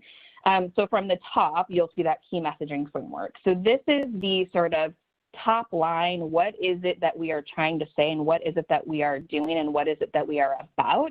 These messages will flow from the strategic action plan, and I think having a very discrete and a very intentional set of what we're saying in those key messages will then flow throughout all of the other work that's ongoing in the organization. That middle section, which is strategic communications, is influenced by that key messaging framework. This is how we talk about the strategic action plan. It also influences how we talk about all of our other projects, our programs across the organization, and those sort of bodies of work that we are proactively and very intentionally talking about in a forward-looking way. And then that bottom line, which is agency communication. And here is where I draw that sort of bit of distinction between the strategic communication versus the operational and sort of agency communications, which is they might be a little bit sort of lower profile, if you will, but that they still need to be nested within what that top line thing is that we are doing and saying, and in a way that they all become seamlessly integrated with one another. Next slide, Michelle. So as we look to the strategic action plan, and I think I just kind of ran through all of those who, how, why, and what questions, I think the strategic action plan does represent a pretty significant opportunity for us to really effectuate and implement that sort of disposition of forward-looking. We're talking about things on a future horizon and what we're doing and what we're becoming, sort of as opposed to the things that we are talking about as having already sort of been a past action or looking at it through the rearview mirror, for lack of a better term. So I think as we go forward with strategic action plan and as we continue to sort of flesh out the content, come back with the implementation plan, all of those pieces of work, I think we would be well served to have some coalescence and some alignment around those sort of top line messages and figuring out how to best leverage our partners, our existing communication tools and channels to really sort of scale up that work. So before I move on to sort of the documents and templates part of the conversation, I might pause there and open it up for a conversation, Mr. Chair, among the commission about, I think, whether or not this seems correct and in alignment with what you all are looking for, and whether or not this strategic action plan, I think, represents an opportunity to start this more proactive and deliberate level of sort of strategic communication, and if the way that I sort of have described this body of work sounds correct to you all. Okay, that sounds like a good segue into some conversation about the commission, and then maybe we'll turn it back to you, Lindsay, for, well, not maybe, we will turn it back to you for the next section. Yeah, this is an important conversation, and communication is obviously critical to success on our strategic objectives. So I'd be interested in some comments from the commission in terms of communication as it folds into the strategic action plan and also subcomponents of it. For example, Vice Chair and I have had a number of conversations about communications in the context of the Rose Quarter project, or what kind of communications will we be doing on some other project or program in the state. So I would be interested just broadly in the under the subject of proactive communication, what people's thoughts are on that.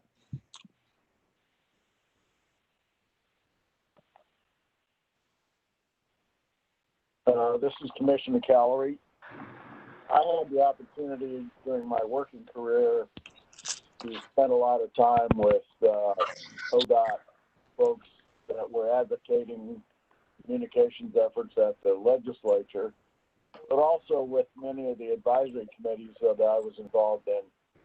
And I think overall ODOT did a good job talking to legislators and talking to very specific user groups of the system. But I think where we failed, or where the agency failed at that time, maybe not failed, but wasn't as effective as it could have been, was talking to everybody else. Because we've acknowledged the fact, I think, that a lot of people don't understand the funding mechanisms that ODOT has for operational versus projects. So that's one area that I think we need to focus on. The area commissions on transportation, I think, are a great asset, but we need to focus on communicating with them better so that they can help take our message out to their interest groups throughout the state. That's just my recollection of working with ODOT staff in the past in those couple of areas, but just an observation. Thank you. Thank you, Commissioner. Other comments?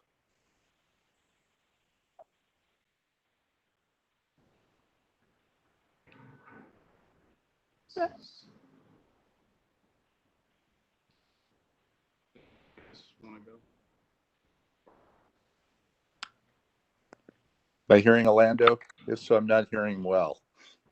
I was saying, does anybody else want to go before I do? I know there's a big silent pause there. So you can dive in the pool next, but I'm always willing to dive in, but I always make sure I'm not splashing first. So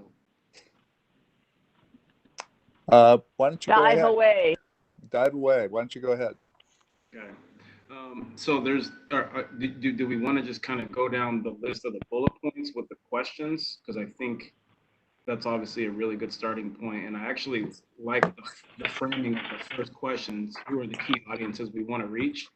Because I think right now what we've done is we've blended our message into one, when in reality, we really have two different audiences. We have an internal facing audience, and then we have an external facing audience.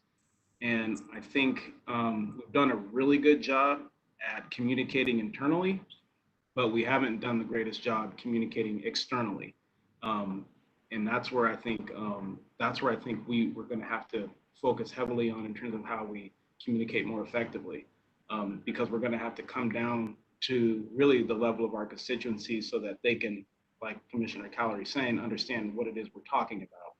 Sometimes we get so plugged into transportation geek talk that we're not really actually providing a runway for ourselves to be a little bit more relatable with the broader community, and coming to their level to communicate through the ways in which they communicate. And so, and I think that's the important reason as to why we need to communicate to them, because, you know, what we are saying is a lot of the same things other people are saying. It's just we need to figure out what type of jargon we would like to use so that people can actually digest what we're saying is actually the same things that they are requesting or they want from the agency. I think we find ourselves in a lot of ways playing defense a lot as opposed to playing offense. And offense does start with communicating as an agency in terms of setting the bar of where we're trying to go and what it is we're actually trying to do, and most importantly, why people should trust the agency. And I think if we start putting those pieces together, then I think we'll have more individuals that support the agency as opposed to trying to slander or hinder what the agency is trying to do, because they're not able to reciprocate our messaging right now as it is. Thank you. Those are really good comments, Orlando. Others? Commissioner Smith. Yeah, Commissioner Smith here. I agree with you, Orlando, and also I think, Lindsay, that you've really laid out very well the 4 key points, which are who, how, why, and what. And I also think that even though you are focused externally, generally speaking, I do think that the first step is, once we have refined our plan, I think we need to deliver that message internally first. And so in my mind, we've got 3 primary goals, and then our action plan flows from those goals. So we may have different key audiences depending upon which goal we're thinking about or talking about. So for example, I think a key audience might be, going back to the Rose Quarter discussion. I think for that community, that impacted community, we really need to have a communication where we are talking about our equity goal, because that's foundational to a good working relationship with them. They may not be as, and I don't know, maybe they are interested in, or the modern transportation system or our funding challenges, but we need to identify some audiences will want to hear all 3, and some audiences may only be interested in 1 or more. And so having some consensus about those key audiences, I think is important. To me, another key audience would be our legislators, and really that focus ought to be on the funding. When we're talking to our local acts, maybe it's more about the modern transportation system and funding. So I don't know. I think they have to tailor the message to the audience that we're talking to. And then I think we have to have a consistent message. How do we do it?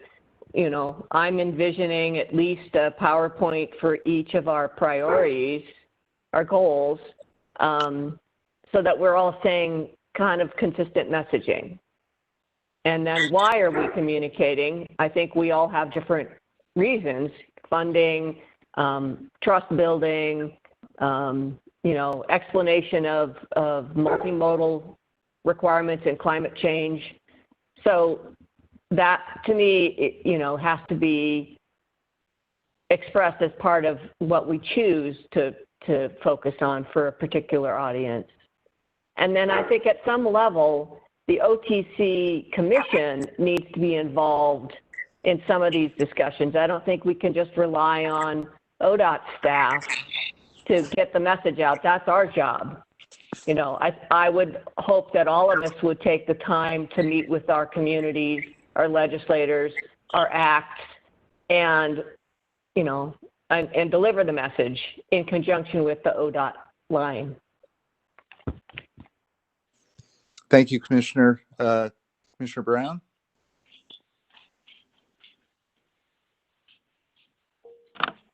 Sorry.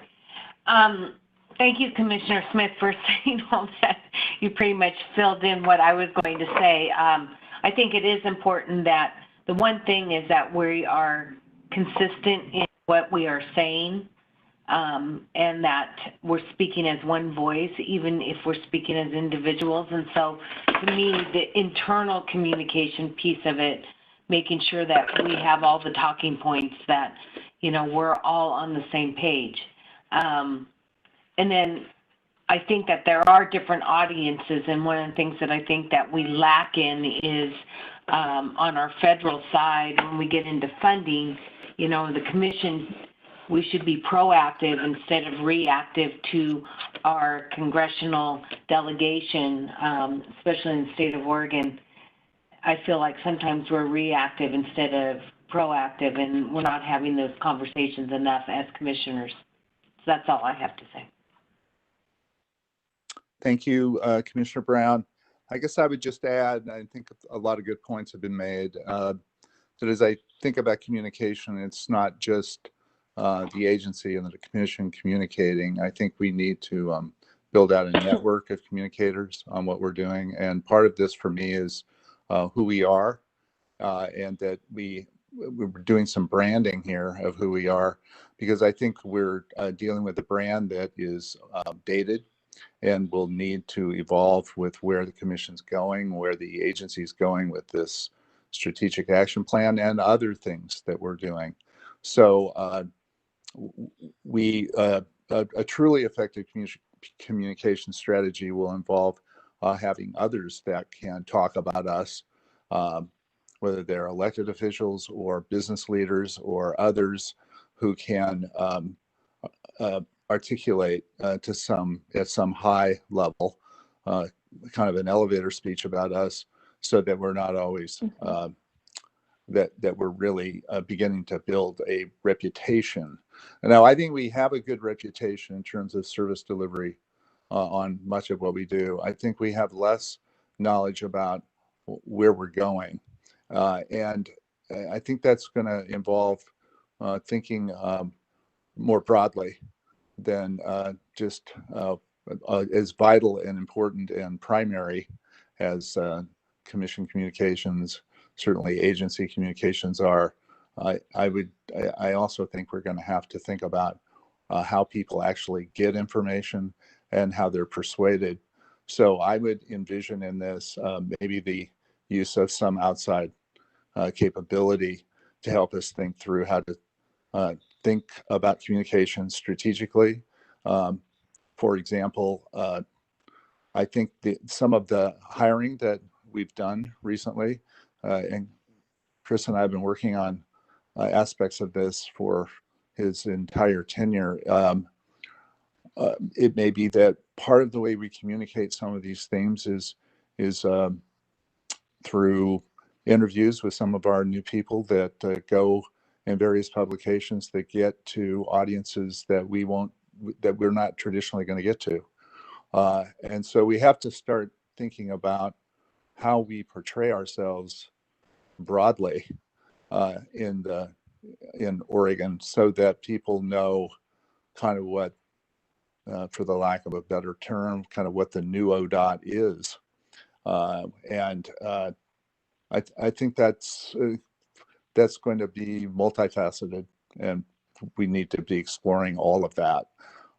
So I agree with the comments that were made about the commission being a communicator and the agency being a communicator and who we're communicating to, but I think it's going to end up being broader than that to be truly effective.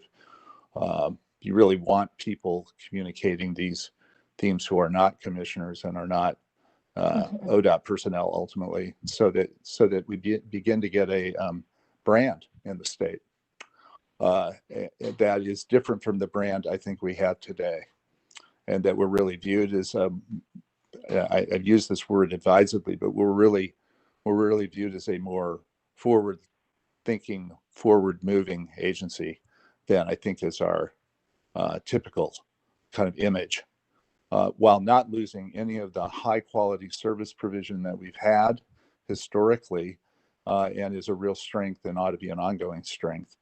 But it's incomplete without the kind of visionary actions and the forward-thinking actions, which I think in large measure encompassed by what we heard today with the assistant directors and the directors' presentations, and what we've been talking about on the goals and priorities, and what we need to continue to do, push that agenda.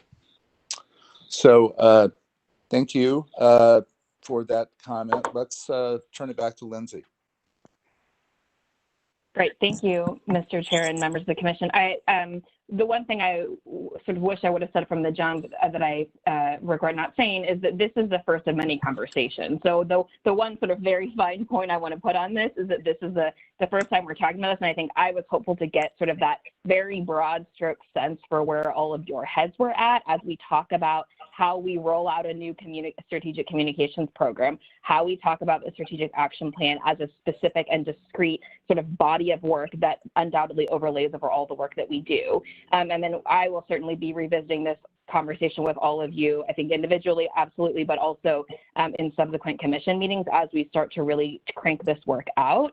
So this is really helpful. And I think Commissioner Smith in particular, I think your note about the questions or these are the right questions and the answers are going to be very different every time for every communication or for every sort of thing it is that we're talking about is absolutely true, which I think is actually sort of underlines the reason why we need to be all that more intentional and deliberate in how we do this work, so that we can make sure that we are being clear about what we're saying and why we're saying it, knowing that different audiences are going to take the message differently, and how we do the communication is going to really depend upon why we're doing it, et cetera, et cetera. So thank you very much for that. And then, Mr. Chair, the one thing I would say in response to your comments about certainly it's the members of the commission, certainly it's ODOT staff that are kind of helping communicate this out, but it's also our external partners. And I think the thing that sort of reads to me,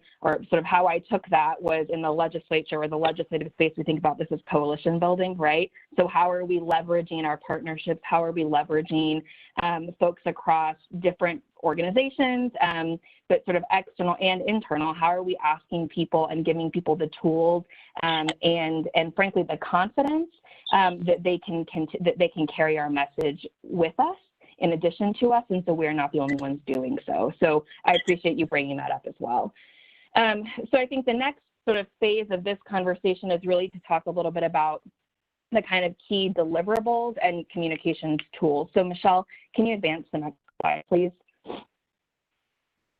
Perfect, thank you. So I want to draw a little bit of a sort of distinction and a line between what again, this is my personal observation, what I think of as communication tools versus what I think of as deliverables and documents. So as we go forward with rolling out the strategic action plan, we've been thinking about the 4 sort of bullet points with the 4 documents you have in front of you.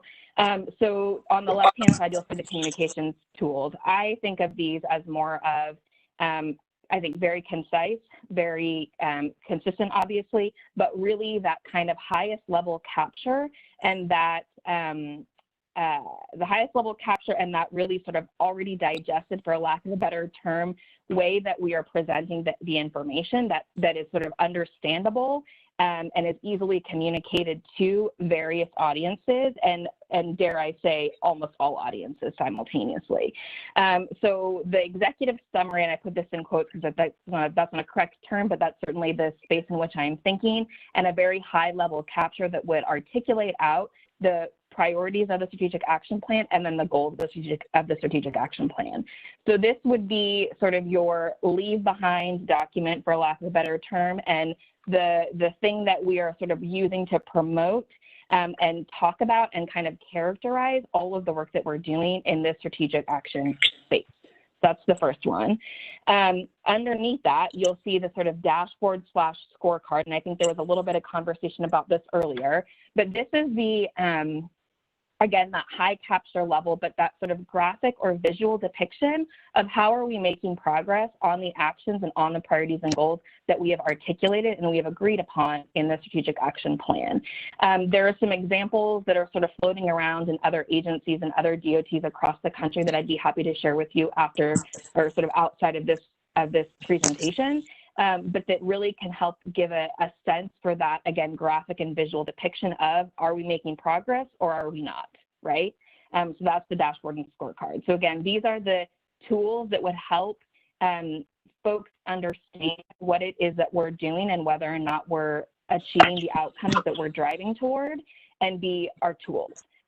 So the sort of segueing to the right-hand column, which is deliverables and documents, these are also sort of template documents that we are working on developing right now, but that are not necessarily communication tools, but are more of that kind of performance management and oversight tool. And again, I think I heard a lot of you kind of talking about this in earlier pieces of the conversation this morning.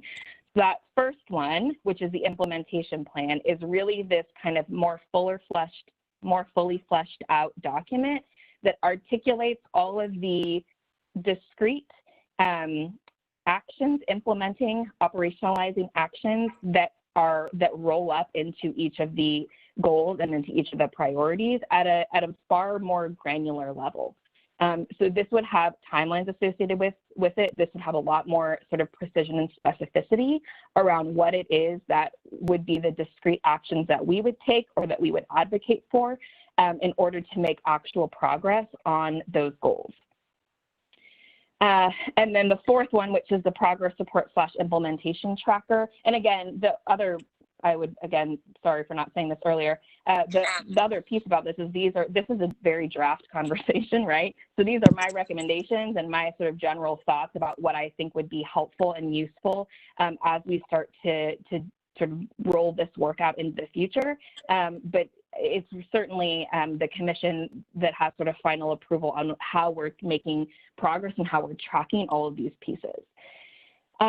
So the fourth piece would be that progress report. So for those of you who were around during House Bill 2017 days, I am thinking about this in the context of that sort of implementation tracker that our project manager, Kat Silva, would put together every month and then became subsequently quarterly, that was tracking discrete bodies of work over a very discrete piece, time horizon. It would be more dynamic over time as opposed to fixed and static. And this is where you would see all of the individual actions that we are taking and whether or not we're making progress. That would be a more internally facing document, and frankly, it would be more for you and for us than it would be for members of the public, but it would help to sort of keep tabs, for lack of a better term, on what it is that we're doing. All of that information that's captured in that progress report implementation tracker would then roll up into the dashboard scorecard, which would be that more visual, external facing graphic representation of how we're making progress. So I might pause there again and see if that all sounds reasonable or completely off base or somewhere a little bit in between. And then the last thing I'll share with you all is some draft templates of that executive summary high-level one-pager document just for your initial reaction. So I'll pause there for right now. Okay, comments on this slide?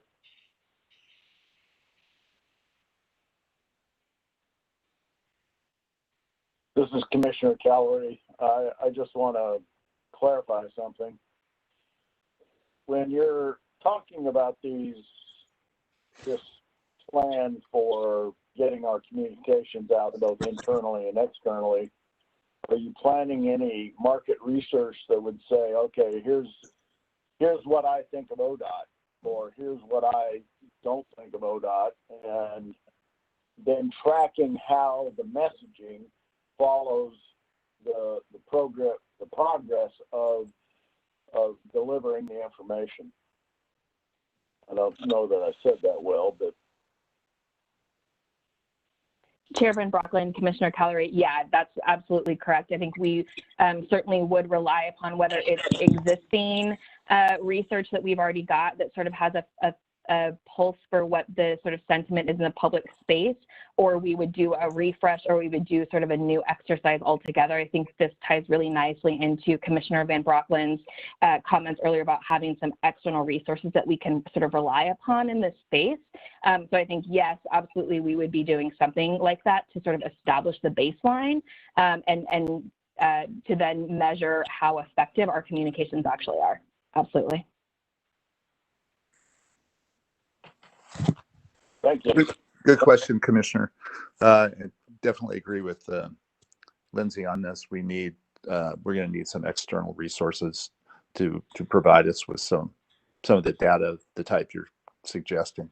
We need to we need some public opinion information, some of which we may have, some of which we may not. And we as we think about that, we need to think about audiences. And I think sometimes we think too narrowly about our audiences. And I think we have to think more broadly and get information about a broader group of kind of interests that ought to be our audiences. Other comments?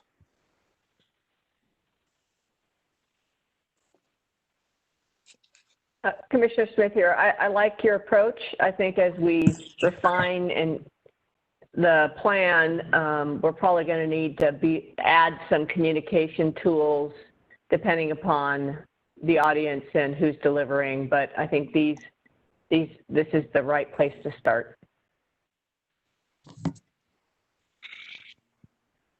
Thank you, Sharon. Other comments?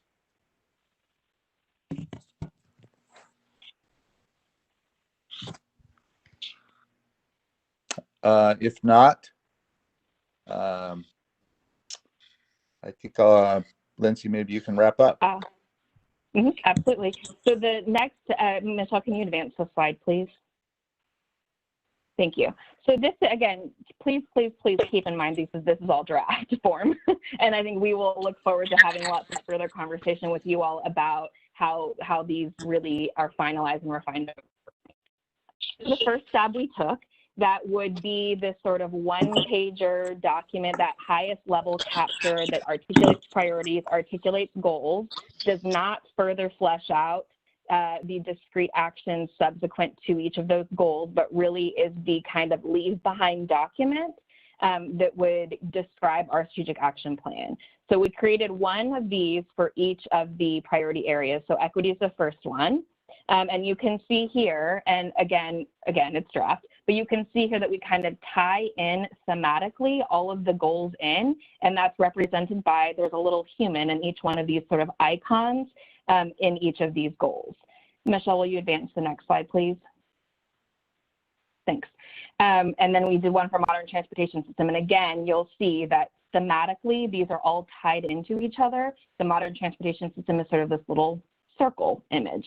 And so we did one of these for all of the priority areas as a way to, I think, provide a more sort of certainly graphic and visual depiction of what our priorities are without drowning it out in just a bunch of words and without making it look too much like a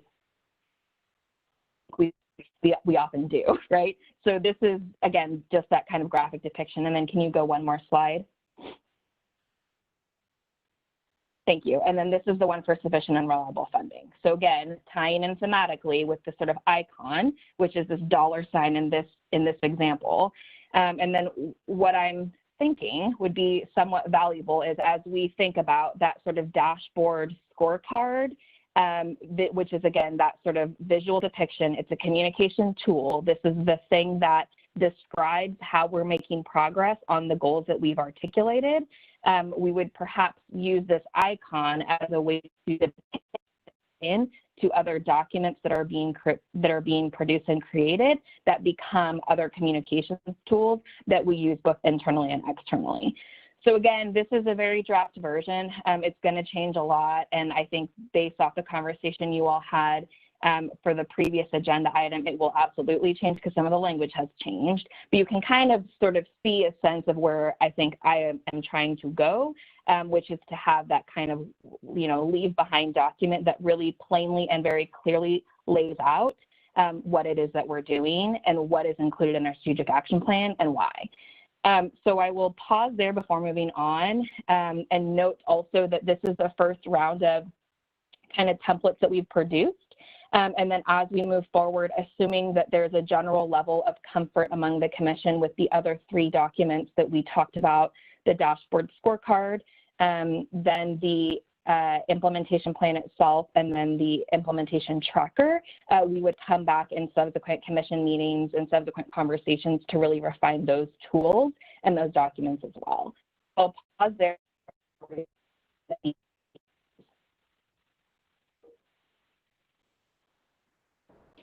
I think this is great.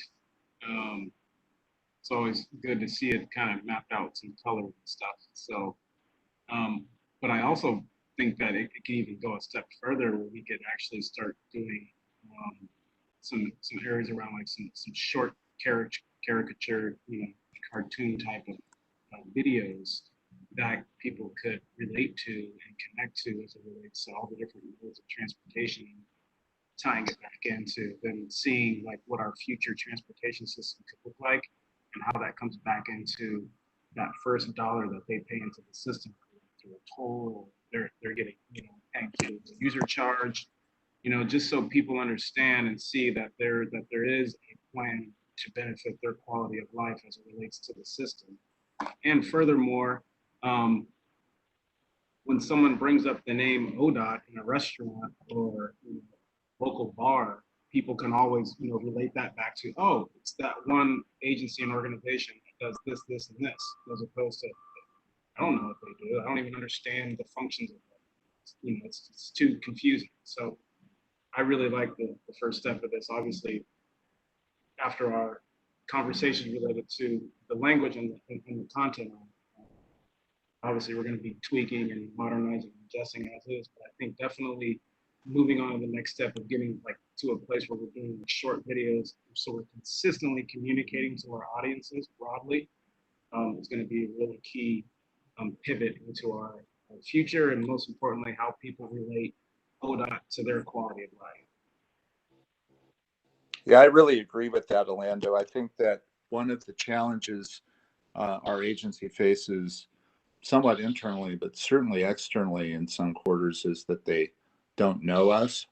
And this is like a water glass. If we're not filling it with nice, clean water, and we're making with clarity what our vision is and what our agency's about, other people will fill it with something else, maybe not as attractive looking. So I think we really have to be smart about this.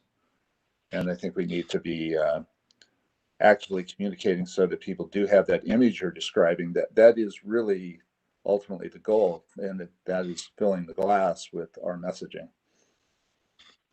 Other comments?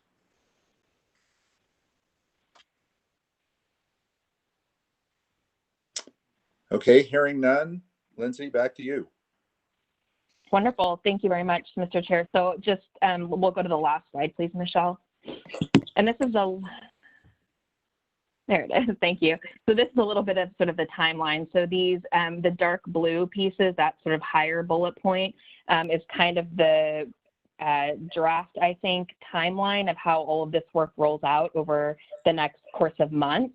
So again, we'd revisit this conversation in August. That's a little bit more deliberate and intentional about the communications plan. When I say plan, I mean, I think further fleshing out the answers to all of the questions in the slide previously. I think it's having a little bit of a planning calendar, and I'm trying not to get too in the weeds and too detail oriented, but it's what does our sort of time horizon look like? What milestones are we driving toward? And how do we ensure that our communications and that our organization are sort of meeting those and using each, I think, identifying and then actually leveraging each of the opportunities that exist for all of this work going ahead. We'd use that time to sort of review so I shared with you the one template, but then we've got those other 3 documents. So we're doing another level of review of all of those things and then talking about the key messaging framework. All that would be in August. Again, there would be a lot of conversation,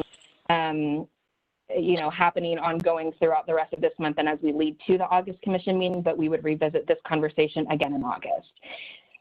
In September, we would have a more sort of fuller fleshed out of that implementation plan, which is the longer, more detailed, I think more narrative version of what the implementing, operationalizing actions actually are. And that would be a conversation with the director and then the other assistant directors, as well as frankly all of these would be. We would use that opportunity to look at that communications plan. We would ask for your approval at that point of the templates and documents that you all will have reviewed at the commission meeting in August.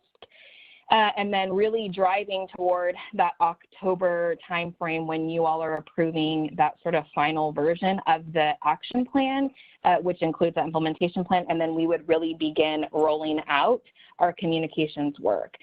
Likely we would start to do some of this internally, and we would certainly be working to weave in a lot of our strategic planning sort of messaging throughout as soon as we're in a place where we have key messages, we'll be starting to do that. But I think officially kind of rolling out that work in the October timeframe. And then that November, December timeframe would be when we're really refining that implementation tracker and sort of progress report document, again, which is not the communications one, but the really oversight and performance management tool and how we're making progress on very detailed and discrete actions. So this is the last slide that I've got. I don't know if Director Strickler or any of the other assistant directors would like to jump in on the timeline as well if I missed anything or improperly characterize anything, which is possible. But this kind of embeds here the communications work and then the content development work, which I think are really at this moment starting to dovetail really nicely into one overarching strategic action plan. So I will pause there. Thank you, Lindsay. Director Strickler, final comments on this for the day? Yeah, Mr. Chair and members of the commission, thank you. I have absolutely nothing to add. I think Ms. Baker wrapped it up very effectively.